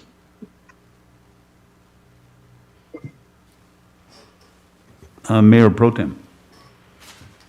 Thank you, Mayor. Mr. Arvidsson, AWC, and we were with 30 different cities that got together with our own consortium of lawyers so that when a fiber or small cell towers? Yes, that we have a choice of what it's going to look like. So is the fiber going to all be underground? It's not going to go through the water line like we're getting dark fiber from Anacortes through the water line underneath the bridge? I mean, are they just going to, oh, well, we want your right of way, but we get to put in what we want to, and we don't have any choice if they want to suddenly put it up on a pole and it's just a ugly box? Generally, we encourage undergrounding, but we don't. If it's already got poles there, we're not going to force them to put it in the ground. If we then underground that system, like if you might recall, City Beach, when we built the clean water facility, we undergrounded all the utilities along City Beach, and we did that through a specific schedule through the PSC agreement. But generally, if there is overhead available to use it, new subdivisions, we do underground stuff, so it goes either way. So we have different impact fees for different activities, but generally, if it's got an existing pole out front, then we do not require them to underground it. Okay, but do we have we should be able to tell them a choice, like, we don't like that cell tower that you're going to use for this fiber to go that way, above the ground. They were pushing hard, all the telecommunication companies, whether it be fiber or whatever cell, that they wanted to put up what they wanted to put up, and we were part of 30 cities that said, no, you're coming into our town, our city, and we want it to look nice. We do not want it to look ugly, like you're putting it up on roofs. Yeah. And so we still have a say in how they do it above the ground then, what it looks like. Yeah. And we would address, you might mention, earlier in my presentation, I did mention that we needed to revise the Oak Harbor Municipal Code to deal with more of these activities, and that would be the appropriate place to put those requirements in, because we have to enforce it on everybody. So I think in this provision, we do have the ability, if we adopt any future standards, to incorporate it into the agreement. So again, we feel that our current right-of-way ordinance needs a revision, and we've actually started that process. So that would be something we want to address at that point. But aren't our hands tied if they put in a permit for this to do work and we haven't changed our code? So do we need to have a moratorium on it? Or, I mean, you know, if somebody puts in a permit before we've made the adjustments, then we're stuck with whatever they want to do. So I'm just trying to be sure that we have a say on what our city looks like. We just don't have poles or boxes or towers wherever they want to put them because it's cheaper for them. We want our city to look nice. So I want to be sure legally that we can protect what we desire for the citizens. Thank you. Yeah. Like I say, until it's in our municipal code, and we're going to have to change that. We're adopting them to our current municipal code. So again, like I said earlier, I think we do have to change our code, and this is something we should discuss then. So, and I think the cell tower issue is more, this is Blaine Oborn, Oak Harbor City Administrator. I think the cell tower issue is more in the development services area they're doing with the streets area in public works. So Hillary, our city attorney, can you kind of address the issue? I think they're two different issues, but can you give us some clarification there? All I heard was the word city attorney. Okay. Can someone repeat that for me? The question is that does this have anything to do with the regulation and allowing them to do cell towers without being regulated? I haven't looked into. Sorry, I'm having a really hard time hearing you. You're asking about the regulations of cell towers and the aesthetics of a cell tower? Yes. Yeah, I haven't looked into that, but I certainly can. Thank you. Councilor Wiesner? Thank you, Mayor. Ms. Evans, maybe you can help me with this a little bit, because, I understand a franchise agreement, there's actually some things that Ziply Fiber is giving up, right, by not entering a franchise agreement. I mean, their franchise agreement not only protects the city, but it gives Ziply Fiber the ability to work, upgrade, and service their system without putting in a right-of-way permit for each and every single item. So what is it in the franchise agreement that Ziply Fiber was so opposed to that they were willing to give up the rights that they would obtain within that franchise agreement? Do you know? Ziply, and I do represent other cities, and I've worked with Ziply in other cities and other jurisdictions, and Ziply maintains that they are never obligated to enter into any franchise agreement with the municipality, which is why they are not doing so here. They do recognize that they have currently 28 pending permits with the city, and we anticipate more, that there is a need for a process that typically your franchise agreement would offer to a contractor coming through your city and digging up your roads, because they're not obligated to do a franchise agreement with us. This right-of-way agreement is a nice substitution to give both parties a little bit of certainty on how these things are going to work moving forward. But as I said, it's always their position that they're not obligated to do a franchise agreement in cases like this. And maybe you can help me with this, or maybe Mr. Arvidsson. I mean, is there a big fee difference? I mean, is that what's driving this? I mean, obviously they're willing to pay us $500 and some change to draw up, for our time to draw up this agreement. Seems to me like the franchise agreement isn't much more than that, and now they're going to have this reoccurring right-of-way permit fee for each right-of-way permit they pull that they wouldn't have had. So I have spoken to them extensively, and I can't put words in their mouth that they didn't actually tell me. My hunch is that they enjoy this special privilege, and they wouldn't show a chink in their armor for the city of Oak Harbor, even though it might be a practical solution to the problem, because it would lead other municipalities to say, hey, well, you signed a franchise agreement with Oak Harbor, why can't you here? It does offer them some privileges and immunities, and I think that they wouldn't want to give that up, even if that is a good solution all around, which is why we are able to enter into this right-of-way agreement that gives us essentially a lot of the certainty of a franchise. Well, I can get that. They don't want to set a precedence, because I imagine franchise agreement fees are different from city to city, and some cities' franchise agreements are probably fairly expensive. Mr. Arvidsson, can you address just the financial aspect of that? What would be a franchise fee normally for a service like this? Mr. Arvidsson, you want to defer that to the finance director? I believe it's around 5%, but Mr. Goldman, are you there? Yeah, a lot of trouble hearing. Let me put my headphones on.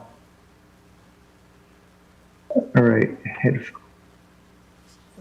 believe we do have a franchise fee for Comcast. So, do you want me to look into the franchise fees? I don't have them in front of me.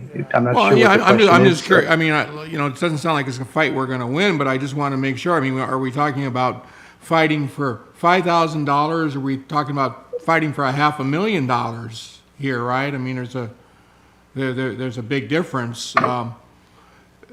Is our franchise fee normally an ongoing, percentage where we have, sources of revenue ongoing, or is it a one-time fee? I'm going to go ahead and look in the budget to see how much money we received in franchise fees. Let's take a look.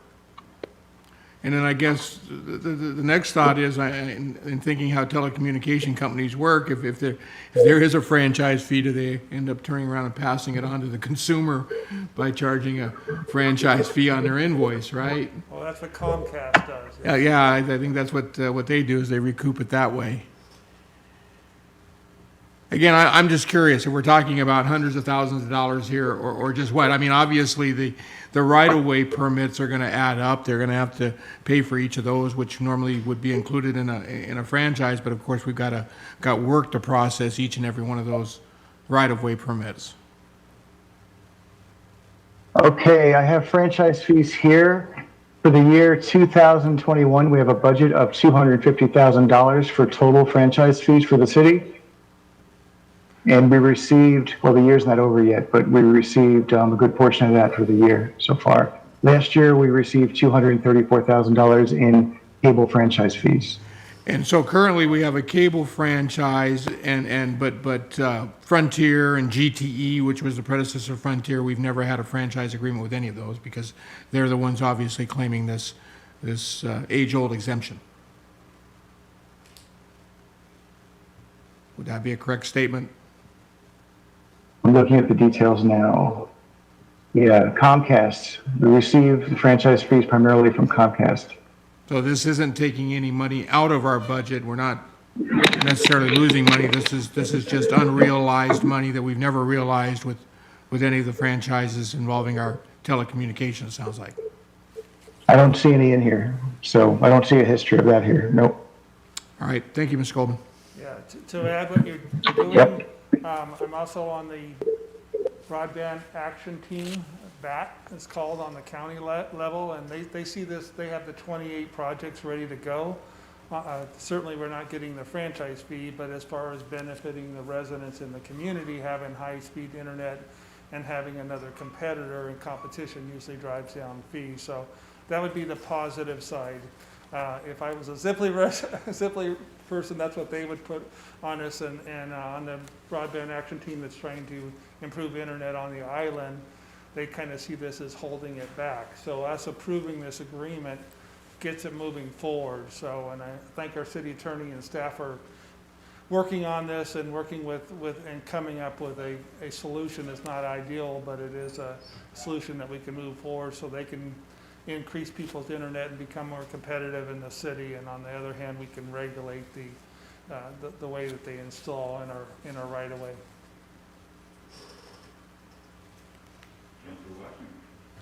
Yes, back to Mayor Pro Tem's question, because there's some things I'm not really clear on that one that I think needed, that were being asked.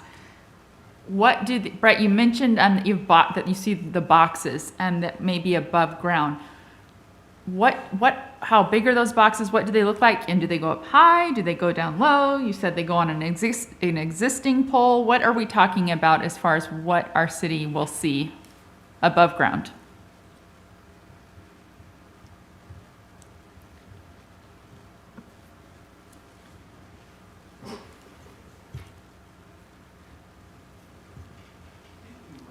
So Brett, we can't hear you. I can try to field that question. I guess it's a good question, and I think the intent here, and I can't tell you 100%, but the idea is this is regulating in the right of way, and this is for homes. So it wouldn't be the cell tower, but I can't guarantee you that it's not going to go into the cell tower issue. So And I don't know if Hillary can, our city attorney can confer that it's not going to go into the cell tower. She could have to do more research to verify that. But I'm about 90% sure that it's just the residential, but unfortunately I can't give you, I don't think staff can give you a conclusive answer that it's not going to affect that. And So the fiber, when it, so you said it's going to run on existing poles. I guess if Brett can't come back, I guess. Can you hear me, Brett? Oh, we can't hear you. Oh, I think we just can't hear Brett. You need to unmute, Brett.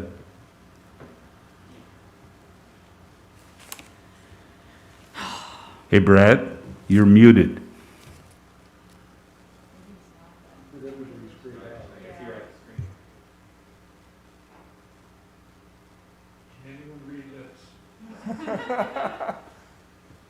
Start typing. Hillary, go ahead.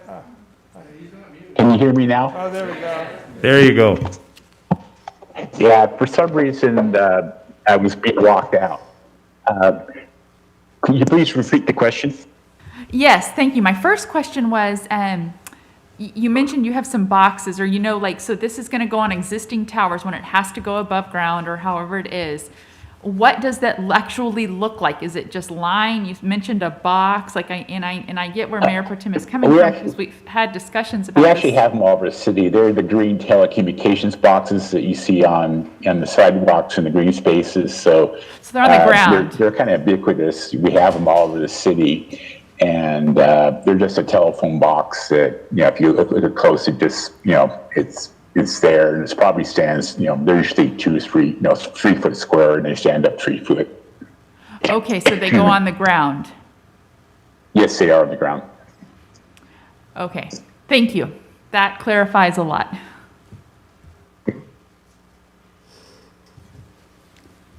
Okay. Other questions or?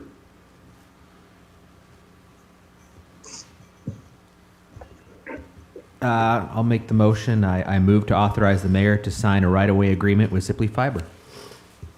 Second.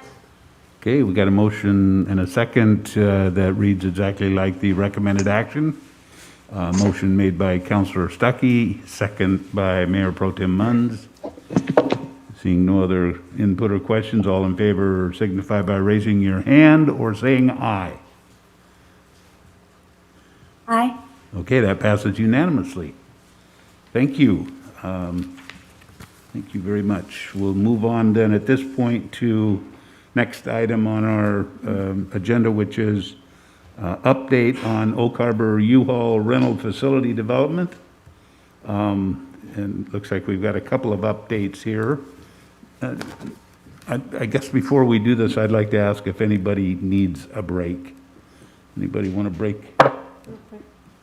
Okay, I think we're going to take just a few minute break here.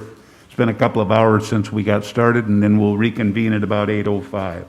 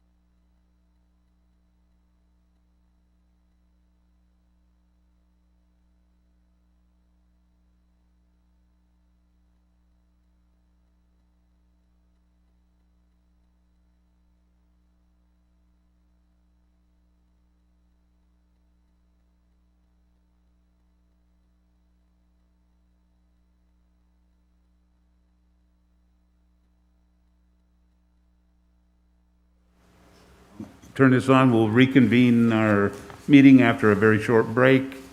We're back at the December 14th, 2021 at 8:05 in the evening. And we are on agenda item number 8D, which is an update on Oak Harbor U-Haul rental facility development. We have our Development Services Director, Mr. David Gould, with us. David? Thank you, Mayor, members of council. Tonight, Mick Munkin and I are tag teaming this one. And so Mick will be starting off with this part of the presentation, and then I'll jump in after a little bit. Go ahead, Mick. Thank you, David. Council last week was presented to before the council this contract extension for the development of the FACMA Access Road project. Tonight, we're going to present Agenda Bill 8D, 8E, and 8F in the single report since they're all related, but address each of the individual questions that the council have brought up at the December 7th meeting. The discussion topics that we noted from the council at the December 7th when it was brought forward to approve amendment number 2 of the Harmson Professional Service Agreement was to extend with the following questions. And again, each of these will be addressed in this presentation covering the next 3 agenda bills. So the first, what is the U-Haul developer paying for the water service and latecomers agreement? Number 2 is what is the history of the city's FACMA Access Road project? 3, why is the city performing this project, the road project? And why is U-Haul developer not being required to construct the FACMA Access Road? On the water line, the latecomers fee, the intent of the water line that was put in there is primarily a service for fire flows to the north end of the city, and it does run adjacent to the frontage of the U-Haul service. There's approximately 1,300 feet that runs along U-Haul, and they are paying a frontage fee and a connection charge for the water line extension running the portion of their property. The frontage line charge, or latecomers, is $22,000, roughly $500. This is a pro rata share. And they're also charged a connection fee, which is currently estimated at $49,296, and that's to provide 2-inch water line services to them, to their area, to their site. So the total they're paying for their water service is $71,785. With each of these topics, we're going to stop and give the council a chance to ask questions on each particular rather than going to the end and having to go back and read these. So I'll be glad to answer any questions on the water line and commerce fee. Councilor Wiesner has a question. Councilor? Thank you, Mayor, and thank you for that, Mick. 2020, we'll bring that dollar amount up again for the latecomers fee, $23,000 and some change. For 1,300 feet of frontage, that's less than $20 a linear foot. I find it hard to believe that the city was able to install that water line for that amount of money. Can you explain how the fee comes about? Absolutely. That water line is a service that is for the city as a whole, not for this property. And it's primarily designed for fire flows. This part of the property has a very small share on it. So roughly speaking, it's about $50 to $60 a linear foot. They're paying, again, their proportionate share, or their pro rata share for that water line. So the cost of the volume for what they need on it is the the fee that they're paying for just their share of that line. And is that the latecomers fee that was in place when that line was installed, roughly 15 years ago? It seems to me as though there was a much higher latecomer fee at the time of that installation. Did that amount change, or has that been the amount since the installation of that line? I'm sorry, I'm having difficulty. My question is regarding, is that I mean, that dollar amount doesn't sound right to me. You know, when that water line was installed 15 years ago, it seems as though the connection fee at that time was considerably higher than that. Is that a change from the connection fee when the line was first installed? If I understand the question,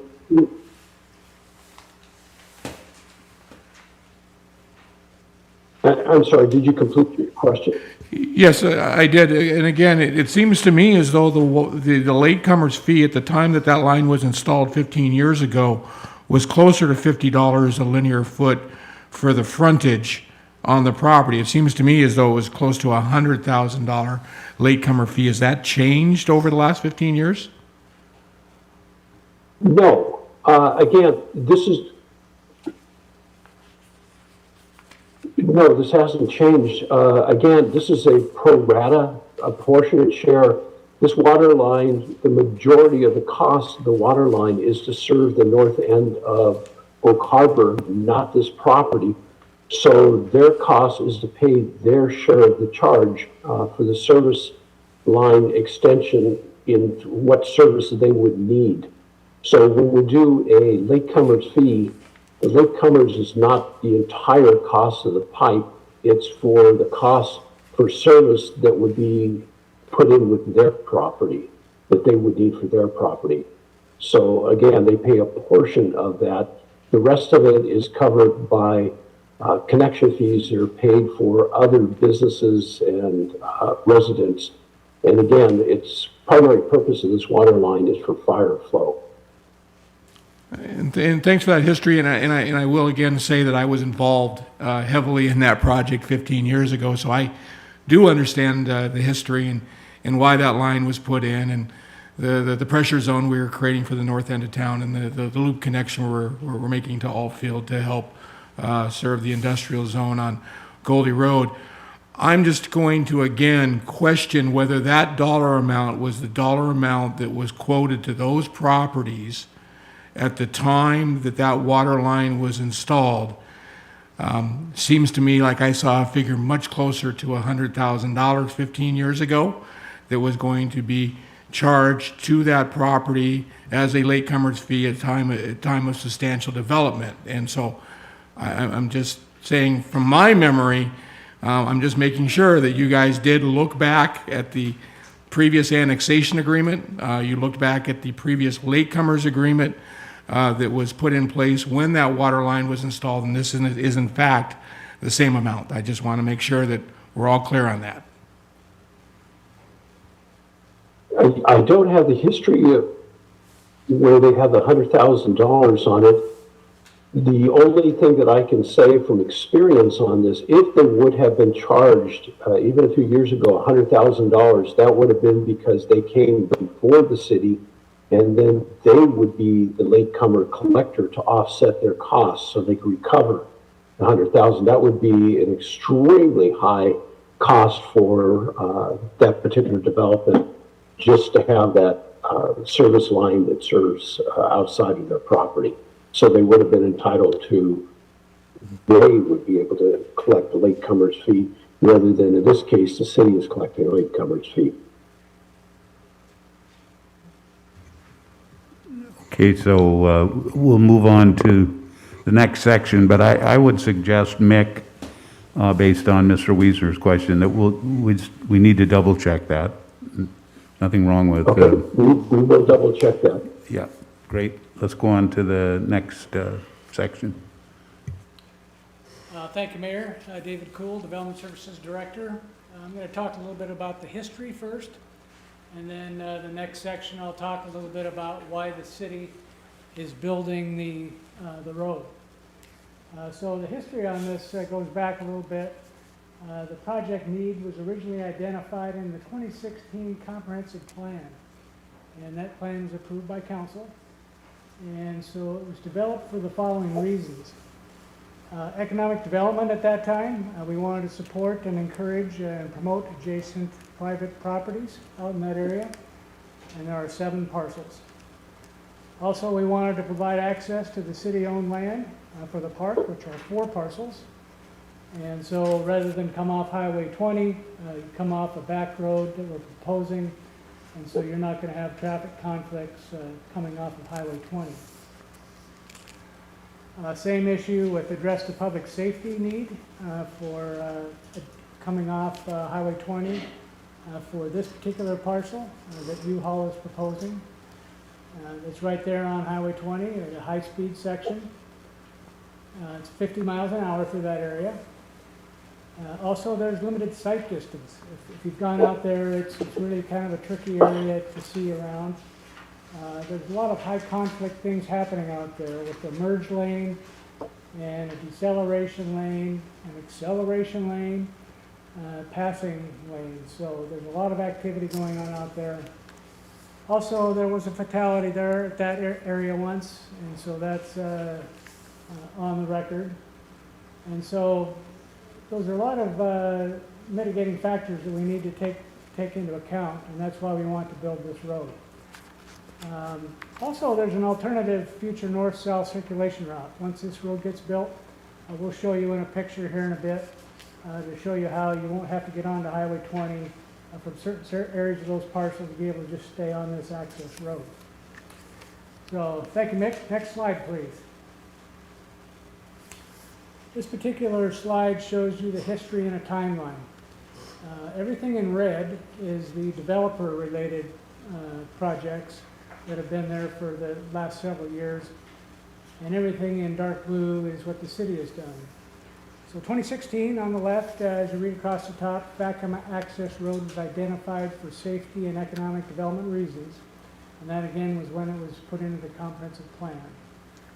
In red, right after that, 2016 to 2018 is where 3 developers had interest in that site, but because of the high cost of road construction, they decided not to go forward.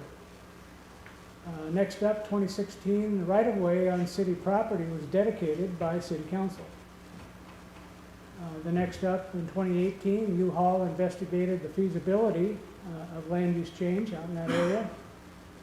And in 2019, the city came back with a grant proposal that was through the county that is known as .09 money, and that one was not awarded. So as you can tell, there's a history of people trying to develop out there, and we tried to get funding. And so now, in 2019, city funding for the project was approved by City Council. In 2019, right after that, U-Haul submitted their development application, and we started reviewing it and working on it. In 2020, City Council approved the project funding in the 21-26 capital improvement program. That says project, but it's program. So it's been approved by council, and in 2021, U-Haul started their construction. 2021, the Fdoc Access Road design has been done, so that's 100% designed, and construction is planned in 2022. So that's the history so far of this particular project. Next slide, please. This is your typical capital improvements project sheet. When you go through the capital improvements plan, you're pointing to something, Bob? What? That's the only. Oh, it's not matching up over there? Yeah, all 3 screens are different. Yeah. Okay. I'm trying to get, they never gave us the presentation. You can check the slides. Right in the handouts. They're in these packets here. So thank you. So this is a capital project sheet that we use for all of our capital improvement program projects. Looking at the map, you can see that's the outline of the road in red coming off Fdoc Road. Goes through city property and dead ends there at the U-Haul site. This is the actual financial analysis that was done for the capital improvements plan. And let's see if I have numbers. The idea, I think it was $78,000 or something like that in design costs. And I think the total came to something like $581, something like that. Next slide.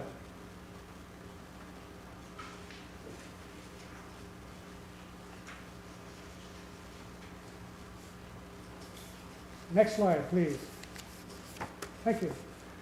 So any questions you might have on the Fdoc Access Road, just in the history how we got to where we are. Got it. Yes, Councilor Wassinger. Oh, sure. I don't know whoever's running this, but if they could go back to the map, just so. So that you said there's 4 city-owned parcels Yeah. that would serve this road and 7 privately owned, basically, parcels. That's correct. Where are the city-owned parcels on the map? Oh, it's those. Okay, I can kind of see. Dedicated, yeah, and these are the. Mm-hmm. Okay. And what is our city plans for the city-owned parcels? Just sort of remain as they are? I'm not, just a refresher on the history of the city-owned part of those parcels. That area is known as a park in the Parks and Rec plan. Currently, it is being used for Gary Oak trees. Mm-hmm. And so long-term, it's meant to be a park. Okay. And then back in for the timeline, so in 2016, when we identified this as economic development,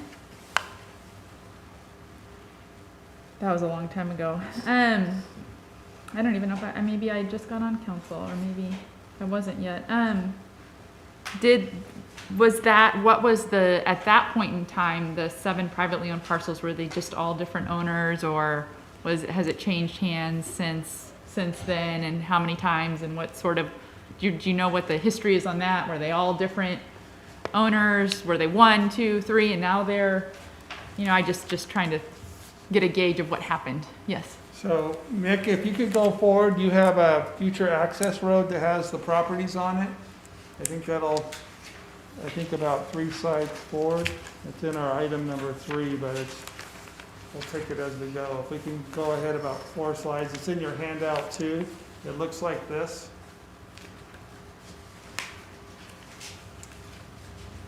The area plan, and we try to move that forward to it. I think that'll give a visual, so what Councilmember. Maybe, yes. Yeah, where you see the city park, city property, U-Haul That site, helps a lot, and it shows you the area that was consolidated all together. the big one in the middle where Yes. the U-Haul, Yeah. So that's used to be different parcels in 2016 that made the 7 in 2016. So now it's more like 1, 2, 3, 4 privately owned parcels? Well, Instead of it's, all those together is one development now. Yeah. Okay, so I'll pause and until we get further into it, but it gives me some history of what the feelings are at the moment. Okay, go ahead. So Mick. So we've got another question here. Okay. Councilor Servatius. Just point of information, I think when I looked those up, not all, but Joel Douglas owned the majority of those until December of 2018, when they were purchased by U-Haul Corporation or whatever that LLC or corporation is. So the majority of those, I think, were Just all separate parcels. Joel Douglas owned, yeah. To help you a little bit, Americo, we looked up the property ownership today, and Americo is the company that owns most of those parcels out there that are all U-Haul parcels. So, wait a minute, Councilor Wiesner, do you have a? Thank you, Mayor. I do have a question, but I will say that there were 2 property owners out there originally that owned the 7 properties. 4 of them were owned by Mr. Douglas, and 3 of them were owned by a gentleman by the name of Dave Force. So there was 2 separate property owners originally. I just have a question about the map. Why the jog? Why the jog in the road? I mean, there's an established PSE easement out there. It's a gravel road that runs straight across the back of the property. Why are we adding length to the road with a jog at the beginning? Good question. I would defer to, unless Blaine, you know, the city engineer would be able to answer that question.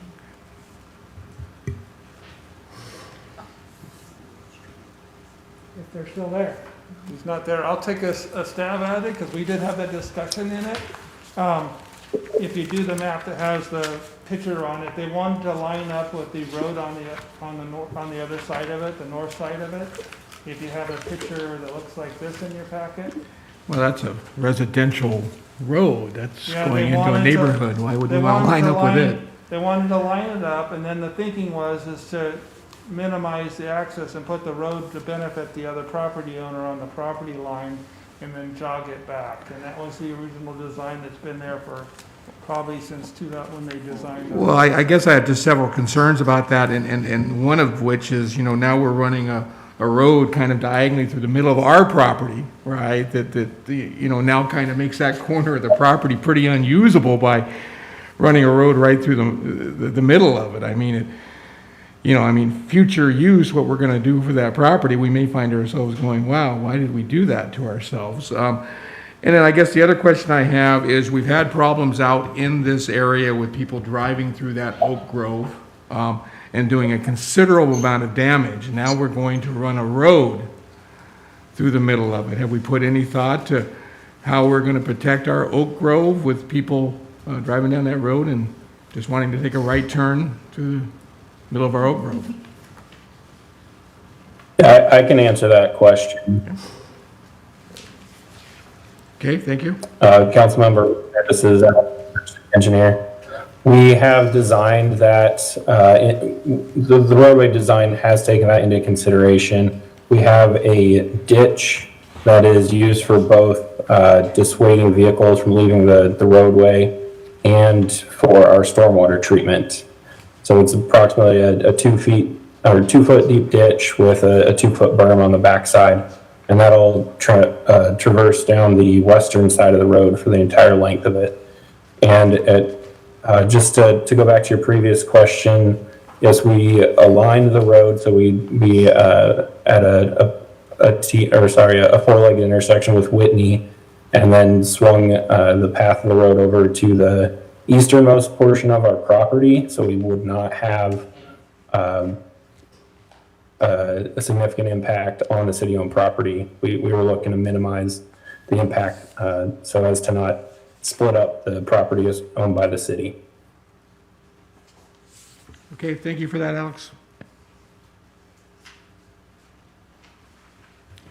Councilor Stuckey?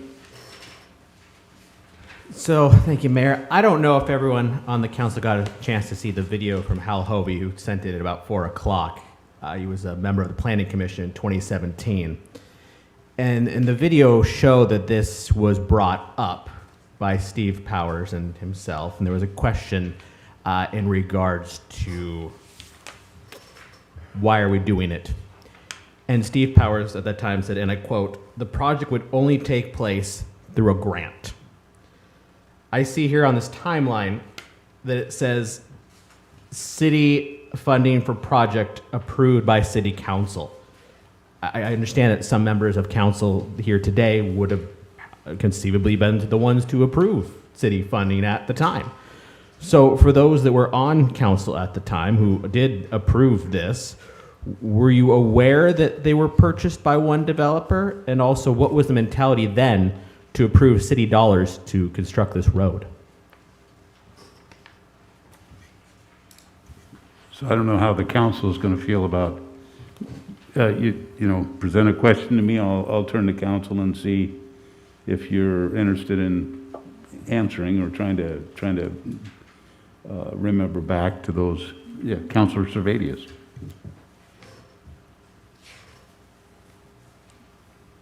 Welcome to council, Mr. Stuckey. So there's a lot of things that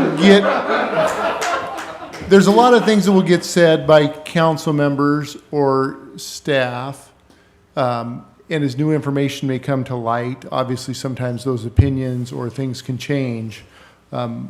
Without trying to recall the exact, I don't remember the exact funding, but one thing I've reflected on in general, this is kind of a general comment, is a lot of the stuff we're talking about is building infrastructure. And you make a decision, obviously we're not a corporation. Being self-employed, I wish we were at times, but if we operated for profit all the time, things would be done a lot differently.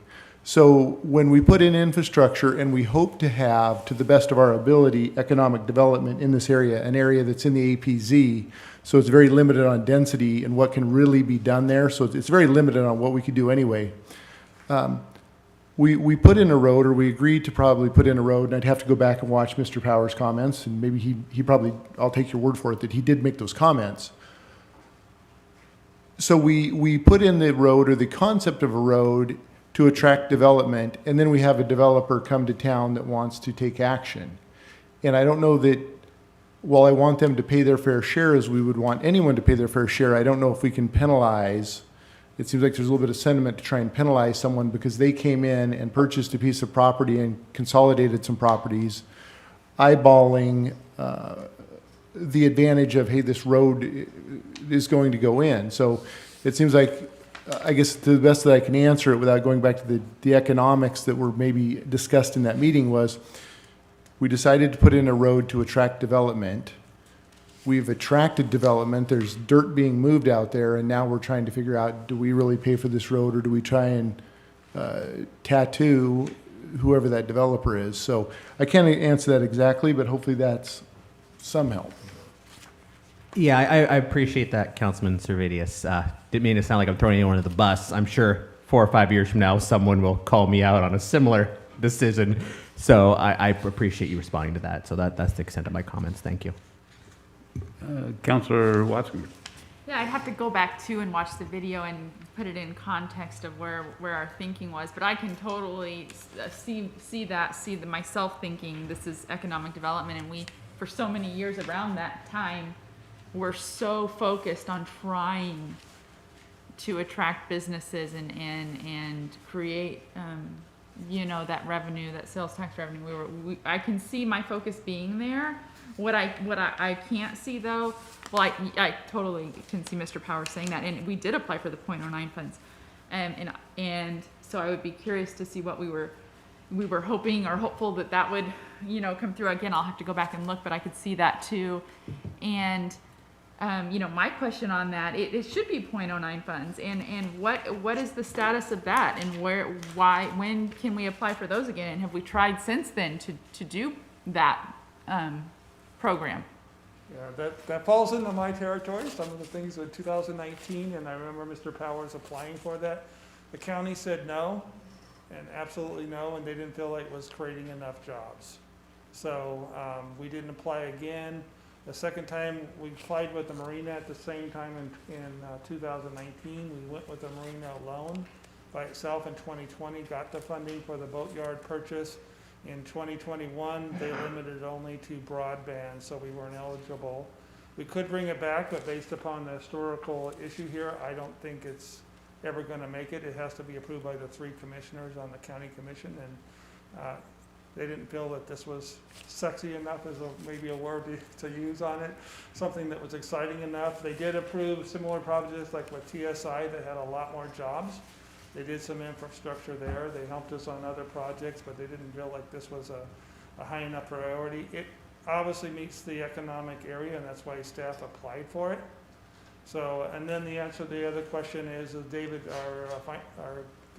Goldman, our finance director, could verify and make sure I'm right, but I believe this is paid with transportation impact fees that have a time frame of when it expires, otherwise you have to return it.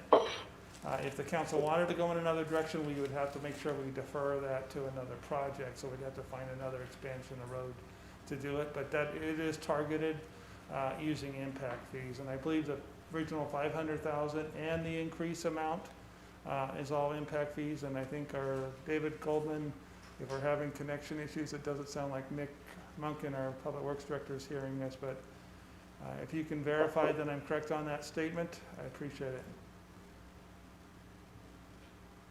Do you want to make this, can you make this statement again a little closer to the microphone? I guess the question is that was this, the funding for this is impact fees, right? Transportation impact fees? Correct. Okay. All right, and I think we have our Public Works Director back too.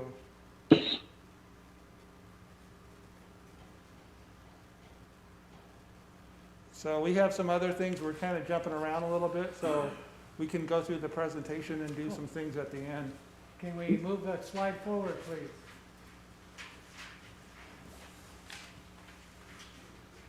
Yes, ma'am. You all have packets in your hands, so we'll just go from there. It's called 3-Y City Construction Road. So if you can go to that, then we can't use the screen, obviously. Fakima Access Road was considered as part of the economical stimulus project. One of the things Councilman Servatius pointed out earlier tonight is there's a restricted usage of land with the overflight area out there. We all know about that to help the military. There's no sewer out there and there's limited access options. So the cost of the road limits the economic viability of the site or any other developer. And the city responded to recent failed feasibility interest in potential developments. So those are the three prior developers that we looked at before. So the city took the lead to construct the roadway and applied for grant funding, and then the city funded the grant when it was not funded. So next page, the roadway section provides a direct connection to the city-owned property. And if you remember in that map that we had before, we'll talk about that here in a second. There's a future city park site that we'll have access to, and it's called Centennial Oak Grove. The road is a safety enhancement to eliminate the need for adjacent properties to go directly to Highway 20. So we already talked about that, and that's a big deal. We definitely want to make sure that that access point is closed. And so that's why we're also, another reason why we're building the road for the city. Fakima Access Road is a future alternative north-south connector. And so as we go through this, the U-Haul development analysis of site economic feasibility, the city had funded the site access road, constructed concurrent with the development timing, and the road access provided certainty on off-site work. So that's all goes into the economic feasibility of why we want to do what we want to do. U-Haul had designed, permitted, and had approved plans based on city building the north section of Fakima Access Road. So this developer has already gone forward. We've approved their site plan, and so they're currently under site construction. They've submitted building plans, and the building plans are ready for approval. So they're actually building in two phases. The first phase uses the city access road, and the second phase U-Haul will construct. So I don't know if you've been aware of that or not, but if you look at the next slide where we have a drawing on there, it's titled Oak Harbor U-Haul Site Plan. At the top of the area is Highway 20. You can see off to the right is Phase 1. Off to the left is Phase 2. And so our access road will help them to access Phase 1. But you'll see on the bottom of the screen, there's a road extension that goes all the way down to Case Road. The developer will have to put that in. And so we'll get a full road all the way to Fakima Road to increase circulation down to Case Road. I know Case Road is not really wide, but at least it'll help, let's say somebody has a slow-moving vehicle, they'll be able to get down the Case Road, go up to Regatta, and turn left and be able to get down to 16th, which will eventually get you to a light so you can turn left. So it will improve circulation out there without having to get on the state highway. And so that's a major safety improvement. You can imagine somebody in a U-Haul truck doesn't normally drive those, so they're not used to the acceleration and the mirrors and the brakes and all that. So we think that'll improve safety as well. The next slide shows the picture we were looking at before, and that details all the length of the road from Fakima down to Case Road. Oh, we're back. Okay. So up on the screen, you'll see that the green is the city-built portion, the red is the developer-built portion, and so it's going to improve circulation in the area. Questions on that? Yes, ma'am. Mayor Pro Tem. Thank you, Mayor. So staff was telling us at the last meeting that this was planned to be a very minimal road. So I'm not sure if it's going to be, each lane is going to be, what, 19 feet? I mean, is it going to be 2-lane or just one road just so people can kind of get in and out? No sidewalks? I mean, it's just a minimal road.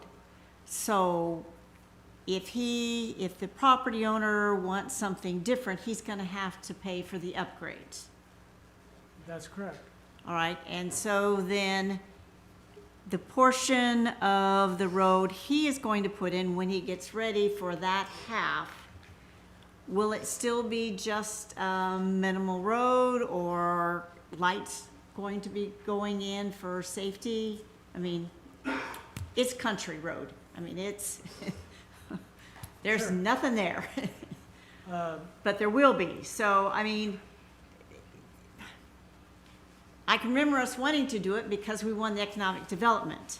But we also thought, you know, staff has a great way of, we're gonna get this grant. This looks really good and we've done A, B, C, D, and we get as hopeful as they are and we'll go, okay, that sounds great. We'll approve the road and they're gonna get a grant and then we're not really paying for all of it. And then we didn't get the grant. And so things changed and then someone comes in and buys up, I mean, we used to have the double wides that were for sale on that property.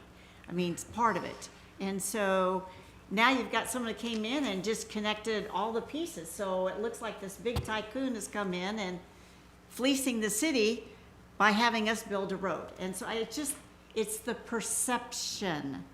And we get so eager to either provide housing that's needed or improvement on the road or, you know, whatever, you don't always see the trees because you're looking at the front of the forest. I mean, it's hard to plan for everything. So please make sure that whatever is done to the minimal road, is that the final plan that he's gonna have to put in, or is he going to have to do upgrades? Or, I mean, I'm not the planner, it's a good thing I'm not, but can we try to stay ahead of the game? We try, but sometimes we're not successful, and sometimes we're on a different path than what a developer is when they can see of how they can make money from it. Thank you. May I defer to the city engineer who can answer questions about future road improvements in that area? And I'm not sure if they're ready to comment yet or not. Go ahead. Councilmember Munns, Mayor Pro Tem Munns, I apologize. We have a 20-foot wide roadway section that we've designed minimal with 10-foot lanes, gravel shoulders. We did send a letter to U-Haul in September. They had requested a wider roadway section and we asked for them to cover those costs.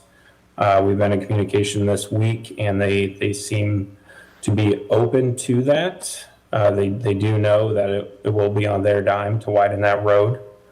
With that in mind, I can't say exactly what the roadway section on their phase 2 property would look like, but with our intention to build a minimal 20-foot wide road, I think they would match to that. If they decide to foot the bill and widen it to 30 feet, it would make sense that the 30-foot wide road would continue through their property. I don't think the details on that phase 2 section of the road have been determined yet. Thank you very much. I knew you all would be up on it. I just get a little nervous. It's not fun having egg on your face. And it appears that council did, but looking back, we were at this time, we didn't foresee what's happening now. So thank you.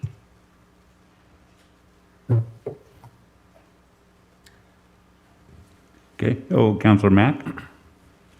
Yes, Mr. Warner, for clarification, that entire road, you mentioned 20 feet. I mean, what type of easements are there? I mean, if this really gets developed, not only for U-Haul, but for city property and other developers, how wide can this road possibly be made down the road in the future? In addition, if we want a walking path, bike paths, or just pedestrian, in other words, what do we got to work with down the road? Is it 30 feet max? Is it 40? Or are we pretty much stuck at 30 feet with 2 lanes? The design of this road is a single slope, 20-foot wide road, so it would make sense to widen it to 20 feet, or sorry, an additional 20 feet, so a total of 40 feet make it a normal crown road where you have the high point of the road in the center. And that would be expanded to the east of what we would be constructing here. And that would be a factor of development with that adjacent parcel there that is within the city. The existing right-of-way that we dedicated in 2016 is 50 feet wide. So we do have wiggle room within the right-of-way we established. And future right-of-way dedication would be necessary if we expand that road onto the property to the east. Okay, great. Thank you very much. Okay, go ahead and move. Okay, next slide is Mick Munkin. Once again, he'll be jumping in there with the Harmson amendment.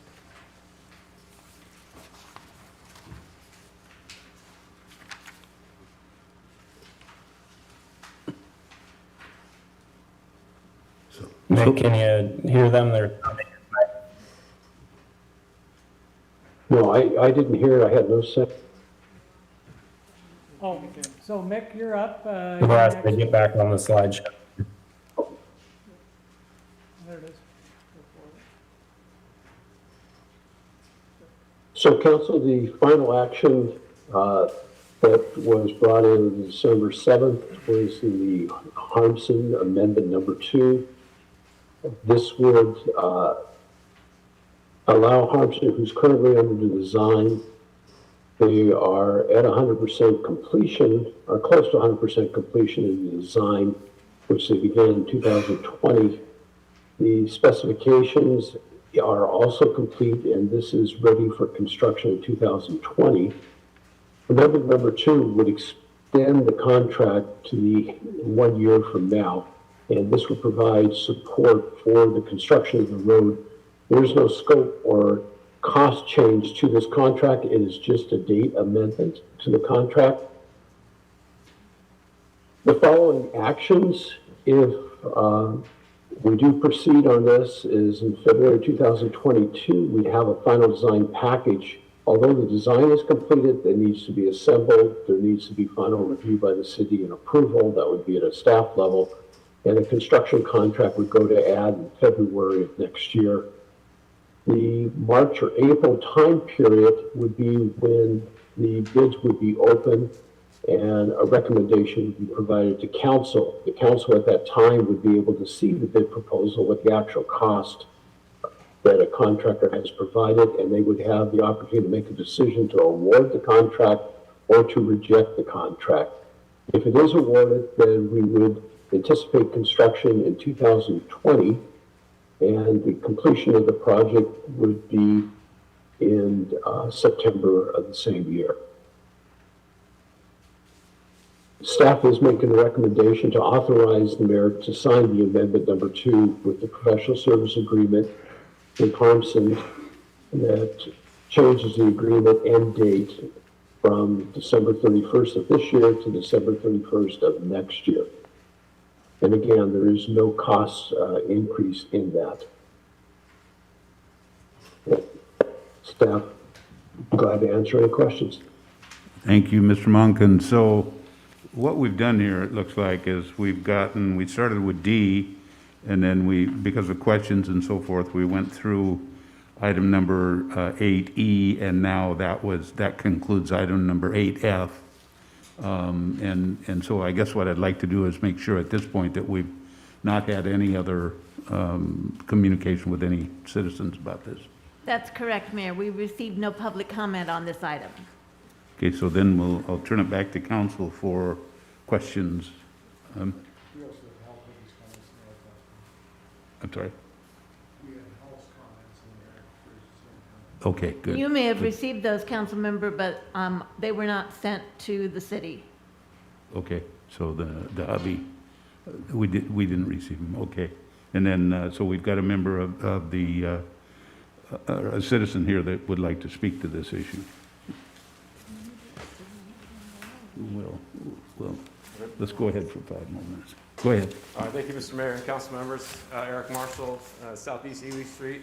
I just wanted to touch on a couple of things that were mentioned in there.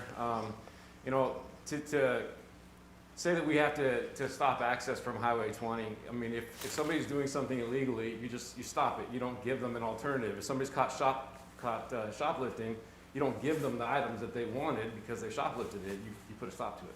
You end it. And so that's just what I would suggest on that. And also when it comes to the park, I mean, let's be realistic. The city has got a lot of parks that need a lot of work still, and this park out there is, I mean, this is the first time I've heard it being identified as a park, but we've got Harbor Heights, we've got other parks that we are trying to develop, that this one would seem to be very, very low in priority. And so, and then also to say that that's a north-south access, I mean, if you know Case Road is really not a populated road. It's not a road that has a lot of traffic on it. So to say you're gonna go from Case Road to Facamont Road to skip Highway 20, it seems like kind of a ridiculous argument. So that's all I have to say. Thank you for your time. Okay, thank you, Mr. Marshall.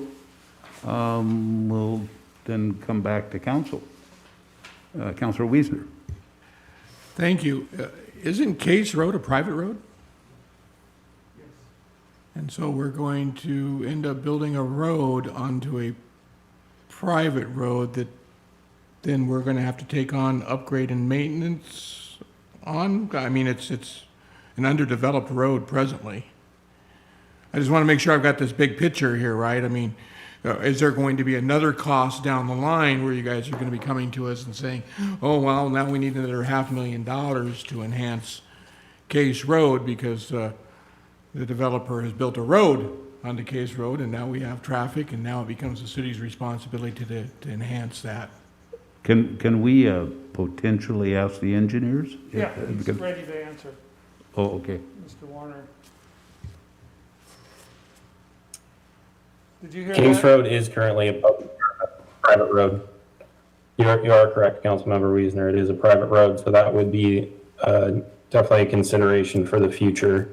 And we're looking at this as developing the roadway network in the city. We have to start where we are developing from the north, and that would be a continuation of the development to the south. And at some point in the future, Case Road would need to be made public. Thank you for that, Alex. And have we verified that the Case Road or the easements associated with Case Road are wide enough, or do we have acquisition and everything else to deal with there? Obviously, it doesn't do us any good to start a plan if we don't have an idea of how to finish it.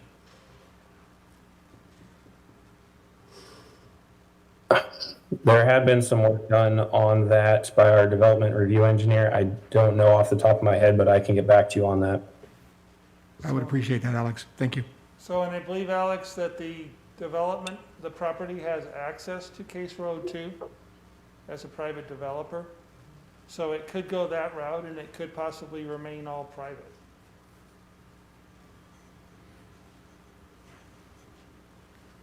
So does that mean that the Douglas property had access to the Case Road? Okay. I believe when we did the discussion on it, when we were vetting other alternatives to the road to the north, I believe that there's a strong possibility that there's easements to both of those roads, and that's why they're showing it on their plan. Okay, other council, let me see, Councilor Mack? Could someone please clarify? There's a strong possibility either there is or there isn't access to this. So I'm not quite understanding. So I'd like some clarification on that. I'm a little bit nervous about getting into a city road and then getting on top of a private road. I have relatives that was total disaster. Now, also, what are our obligations here to U-Haul? We've gotten into this thing, so how deep are we? What do we really have to do, and what do we want to do? So could someone please clarify that for me? Thank you. Alex, our city attorney, can you answer that question? So it sounds to me like oh, sorry, I'm getting some weird feedback. It's my understanding that we have issued permits on this, that they bought the property with the city's plans to build this road being made public, and that the permits issued contemplated this road being built by the city and not asking them to require them to contribute to it. So at this point, we don't have any promises made per se to the developer. We can decide not to do it. If we decide not to do it, they could very likely file a lawsuit against the city. And if that's something that you want to discuss, I would recommend we do that in an executive session. But certainly it's your choice whether or not you want to build this road, whether you want to fund this road. But in terms of the way it impacts this particular developer and this development, could result in liability. Thank you. Councillor Stuckey. So as I understand today, we're merely voting on the extension for the engineering and whatnot. But I would like to see the city negotiate to share the cost. I mean, you look at the capital improvement plan, it's $481,500 for construction. Yet last week we hear it could be 700 plus. I'm not insinuating they should pay 100% because there are city parcels there, whether we use it for park or something else, we're still benefiting. So, you know, as a comment, yeah, I'm okay approving the extension, but before we sign the contract to build the road, I would really like to see us negotiate to have a cost sharing process. Thank you. So I think at this point, we probably should extend our meeting. Could I call on you, Councillor Servadius? I move to suspend our rules and extend our council meeting to 9:45 PM. Okay, we've got a motion and a second to extend our council rules and have this meeting run until 9:45. Motion made by Councillor Servadius, second by Mayor Pro Tem Munns. All in, yes, question? Thank you, Mayor. I think we had kind of made a commitment to staff, had we not, about keeping these meetings down. I just want to make sure. I thought there was some comment earlier on involving making sure we understood staff's time. And I'm not saying that we have any alternatives here, but I just want to make sure that, you know, we're honoring our commitments. Yeah, I don't think we've got anything set with staff in the sense that, other than trying to keep our meetings. Okay, I just want to make sure we're acknowledging that. Yeah. Thank you. Thank you. Any other, do I need to repeat the motion? Okay, all in favor, signify by raising your hand or saying aye. Okay. Aye. Okay, we're good to go until 9:45, it looks like. And Councillor Stuckey, a good point there. Anyone else? Questions? Okay, Tara. Councillor Heisen, I'm sorry. Thank you, Mayor. I honestly, I think I could hear or understand about 10% of all of the conversation that just happened, but based on the slides that I was looking at,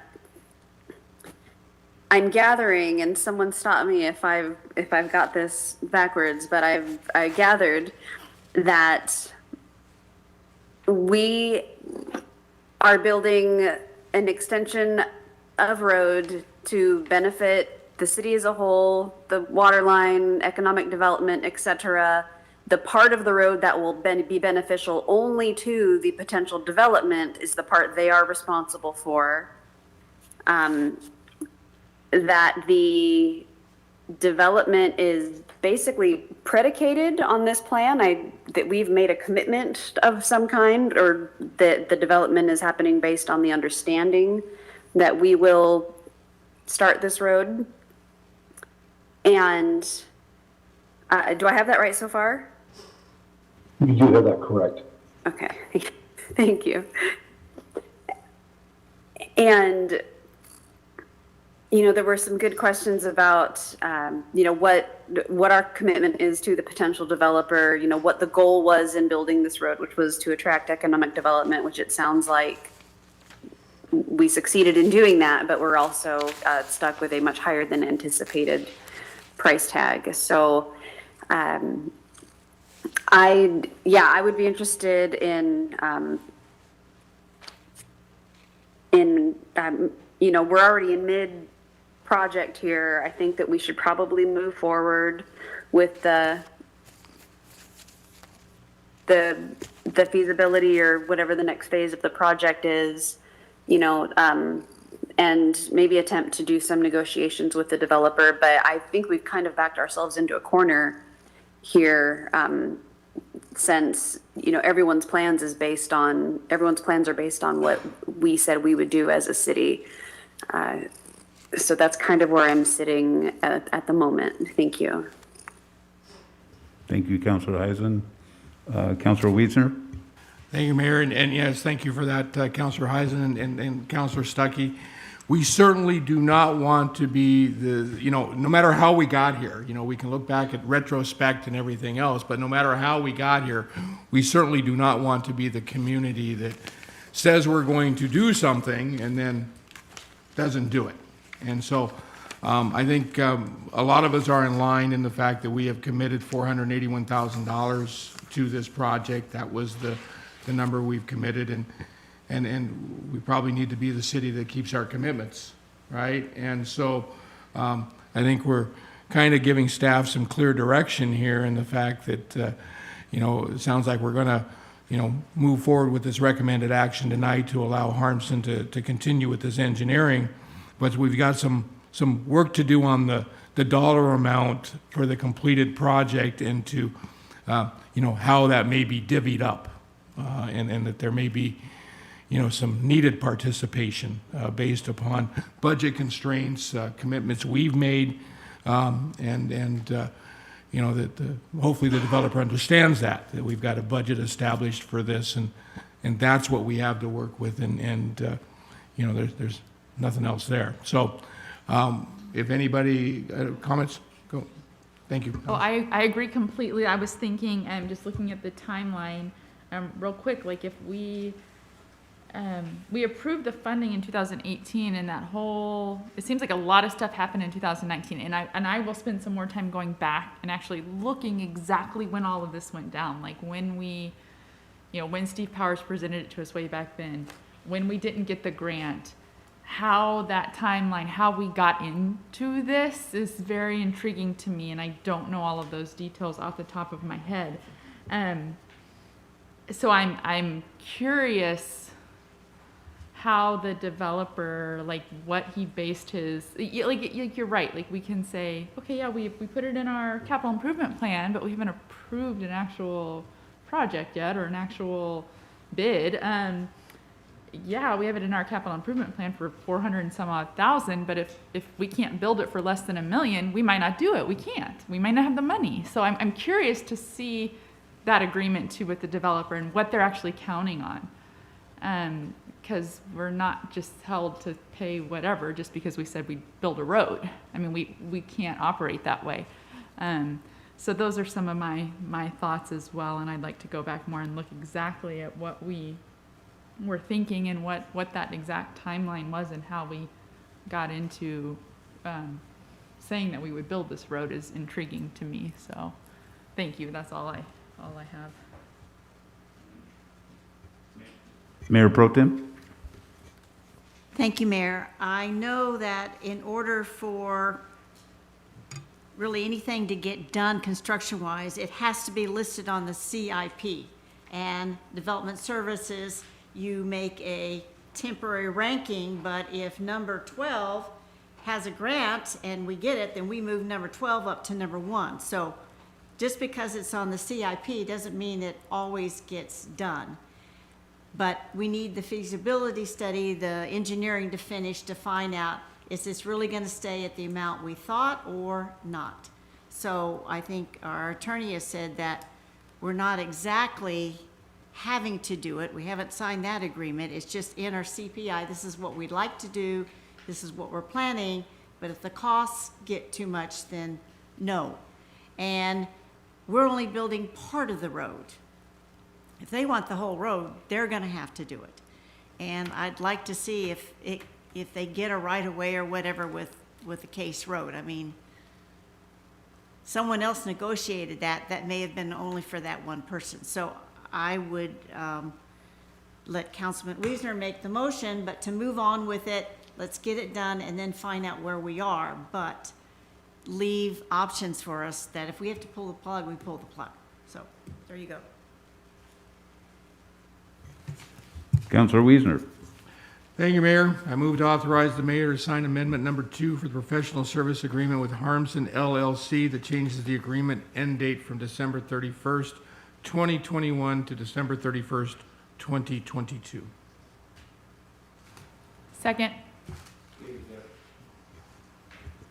We have a motion and a second that reads exactly like the recommended action in the packet.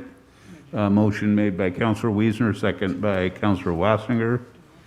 Seeing no other input or questions, all in favor signify by raising your hand or saying aye. Aye. So that passes unanimously. Thank you, Council. A lot of good discussion there. Thank you. Can we keep these? You bet.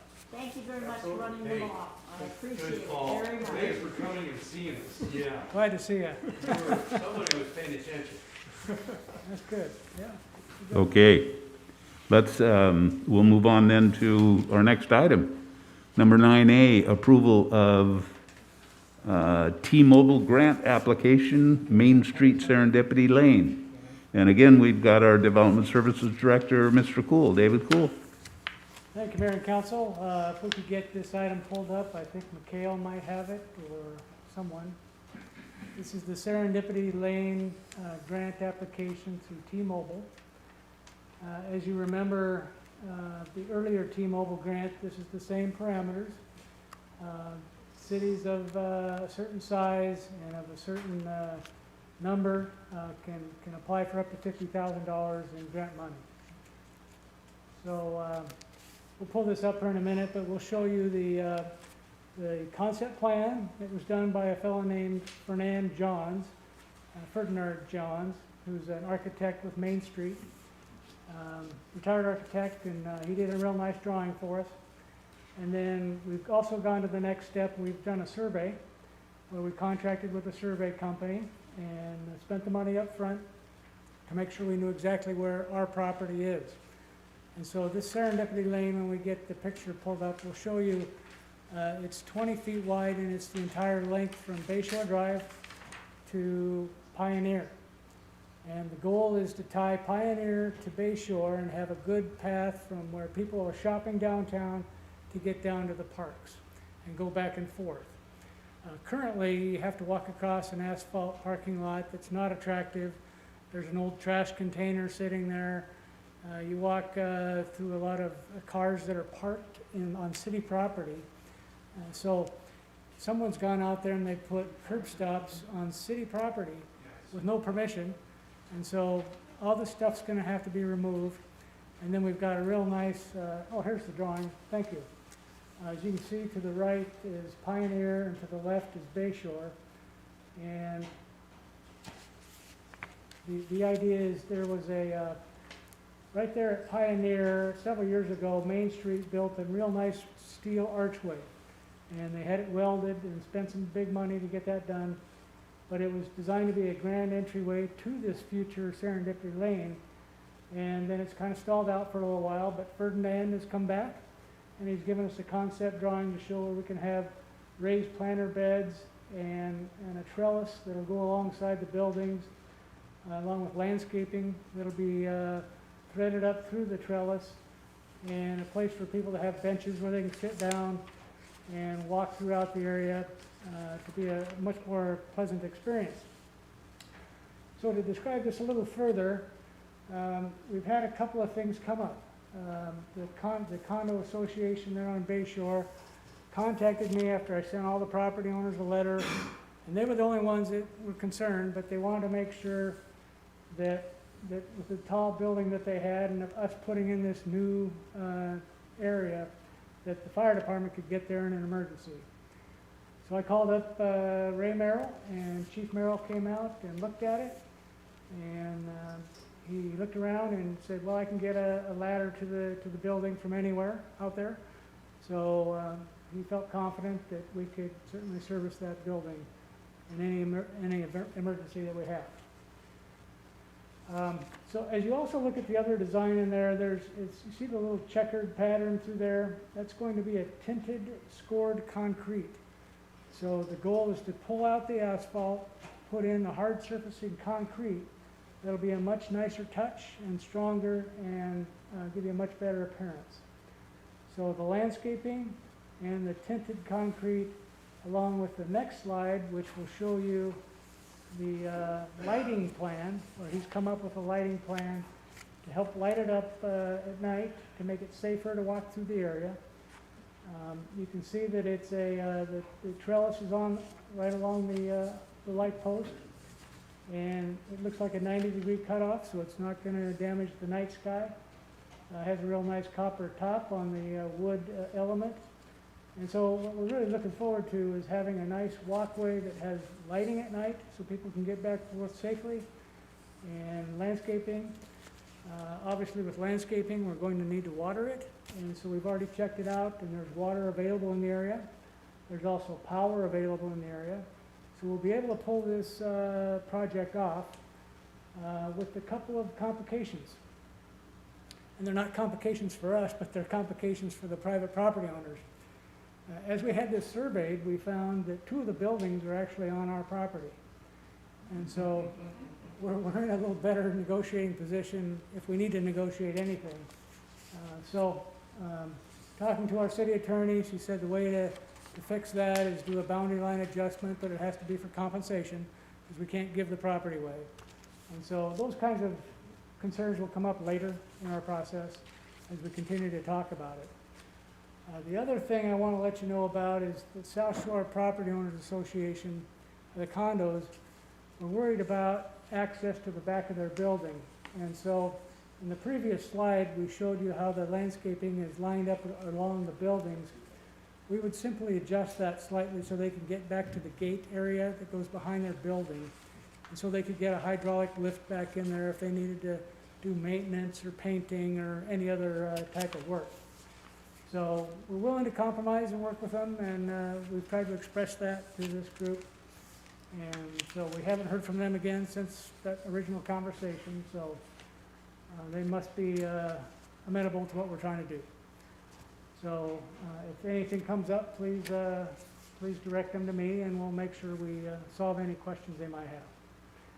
So this is the project. We're going out for the grant, and the idea is to apply for the full amount, the full $50,000, and all I need is a authorization by you, City Council, to authorize the mayor to sign a letter, and I'll also include the full council agenda bill in the application for this grant. And the reason I'm here in front of you today, just before Christmas, is it's due by the end of the year. This grant is awarded quarterly, so first quarter, second quarter, third, and fourth quarter. And we had to delay it till now to get to this point. So that's background on this project. Thank you, Mr. Cool. Any inquiries from the public about this? Okay. No, Mayor, we received no inquiries or public comment? comments from the public. Okay. Councilor Servadius. Thank you, Mayor. Thank you, Mr. Johns, for your work as always on these projects. I think this is an excellent opportunity to gentrify that area, get a connection, running north-south. If there's no comments, I think. Councilor Stuckey? Just to confirm, assuming we get this grant for the full amount, are we confident that that full amount will pay for it? Or is there going to be asking for additional funds after that? To give you more background that you don't have yet, we put in the capital improvements plan for additional funds, and we put in for ARPA funding as well. So 3 different sources. We'll see what we can get. We had a contractor come out and look at it, and he thought it would cost about $200,000 to do. So we put in more than what we need to pay for that 200, based on the 3 different funds that we're looking at. Okay, thank you. Councilor Servadius? I move to authorize the mayor to sign a letter of commitment as part of the application for the T-Mobile grant opportunity. Second. Okay, we got a motion and a second, and the motion is just like it reads in the packet. Motion made by Councilor Servadius, second by Mayor Pro Tem Huns. No other input or questions. All in favor signify by raising your hand or saying aye. Aye. So that passes unanimously. Thank you. Thanks, everybody. Thank you, Mr. Cool. Drive safely. So we are now, I believe, to our last item. This is item number 10, reports and discussion, notice, salary commission report and order. And it looks like we have our Human Resource Director, Emma House. But, okay, Emma, welcome. Thank you, Mayor. Good evening, Council. I'm here this evening from Human Resources to present an update, a notice to City Council on the most recent Salary Commission report and order. In your agenda packet, you will find the Salary Commission met most recently on December 2nd, actually, to finalize their documents. But on November 18th, they met to discuss the most recent cost of living adjustment that was approved for the non-represented employees. And at that time, they did make a motion and pass that motion to also authorize the same cost of living adjustment to the city council members and the mayor's salary. I know that there were some questions about the salary and how that was adjusted, and a couple of years ago, the Salary Commission was reestablished. There was several years where the Salary Commission was not in commission and they were not meeting regularly. And back in 2017, it was reestablished. And in 2019, there was a report and order that basically outlined that the Salary Commission would be following the guidance and direction that the non-represented employees would have for the cost of living adjustment. The most recent update from the Salary Commission reflects the non-represented employees and also our bargaining unit employees.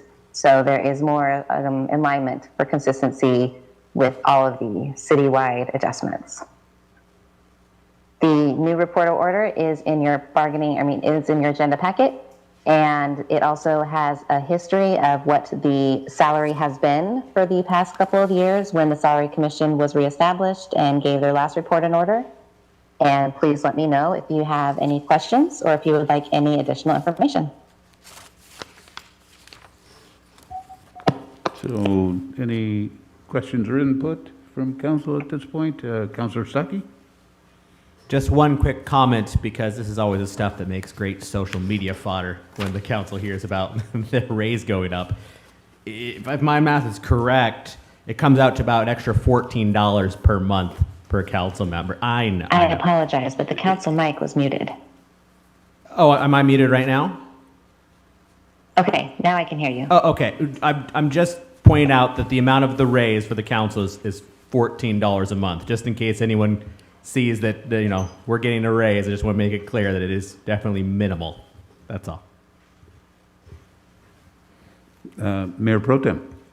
Thank you, Mayor. I know that I was upset when the newspaper wrote that the council voted for their own raise. Did we ever send anything to the paper for misprinting that information? I mean, there were another item that you wrote to them about misinformation that they printed to retract. So, I mean, that's just the biggest thing, is I had people contacting me about, how dare you vote for your own raise, and we didn't. So I just want to be sure the public knows that. That's part of the reason why we had this on the agenda, to bring the clarity and give an opportunity to discuss that.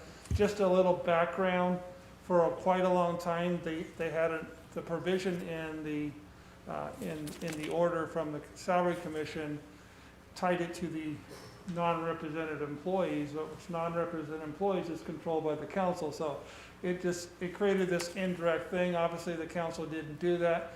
So they severed that now, and like Emma was talking about, they talked about looking at multiple, and so they're going to meet annually and see what the council did, and then they can make a determination whether they follow that or not, and then that way it changes, it provides that separation that got a little too close last time for comfort, and so I think we've addressed that issue. Thank you very much. Appreciate that. Okay. Seeing no other input. Oh, I'm sorry, Councillor Heisen. Thank you, Mayor. I'm going to put somebody on the spot. It might be Mr. Goldman. But to clarify, or to elaborate on Emma's comments, we cannot give, quote, ourselves a raise. We can vote to implement the Salary Commission's recommendation, but in my case, since I'm mid-term, if I vote yes, I will not see that increase in my paycheck unless I get reelected into my next term, right? Is that correct? Is my understanding that any change we make in our salary does not take effect during our current term? Do I understand that correctly? That may be more of a legal question than a finance question. So I leave that to legal or Emma perhaps to address. If Hillary, you can go ahead and field that. Hillary Evans, if you're still here. Emma, do you want to talk about that since you were supervising the commission? I don't know that I could answer it the best, but that is correct. There's guidance in there that says when and how these increases can happen for the elected officials during their term. And I do not have the specific wording in front of me. But it is correct that the city council cannot vote on their own, and that is why the salary commission is implemented and established for that reason. Thank you. Just want to make sure that was still the case and that I understood that correctly. Because yeah, like Councilmember Muntins, I was also pretty taken aback when I saw that, the newspaper ran with, oh, we gave ourselves a raise, and that's absolutely not the case. We're not legally allowed to do that. So just wanted to clarify. So thank you very much. I appreciate the opportunity to speak. Mayor Pro Tem.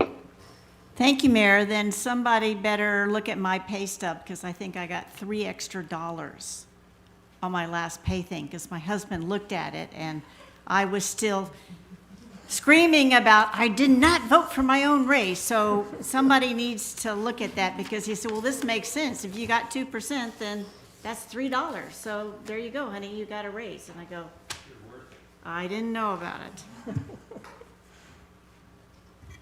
Okay, with that, I think we're at the end, and I want to again thank staff and council for a long evening here. Thank you for all of your work and all of your time. Happy holidays, and I'll entertain a motion to adjourn. I move to adjourn. Second. Good motion, second. All in favor, say aye. Raise your hand. That passes unanimously. Thank you.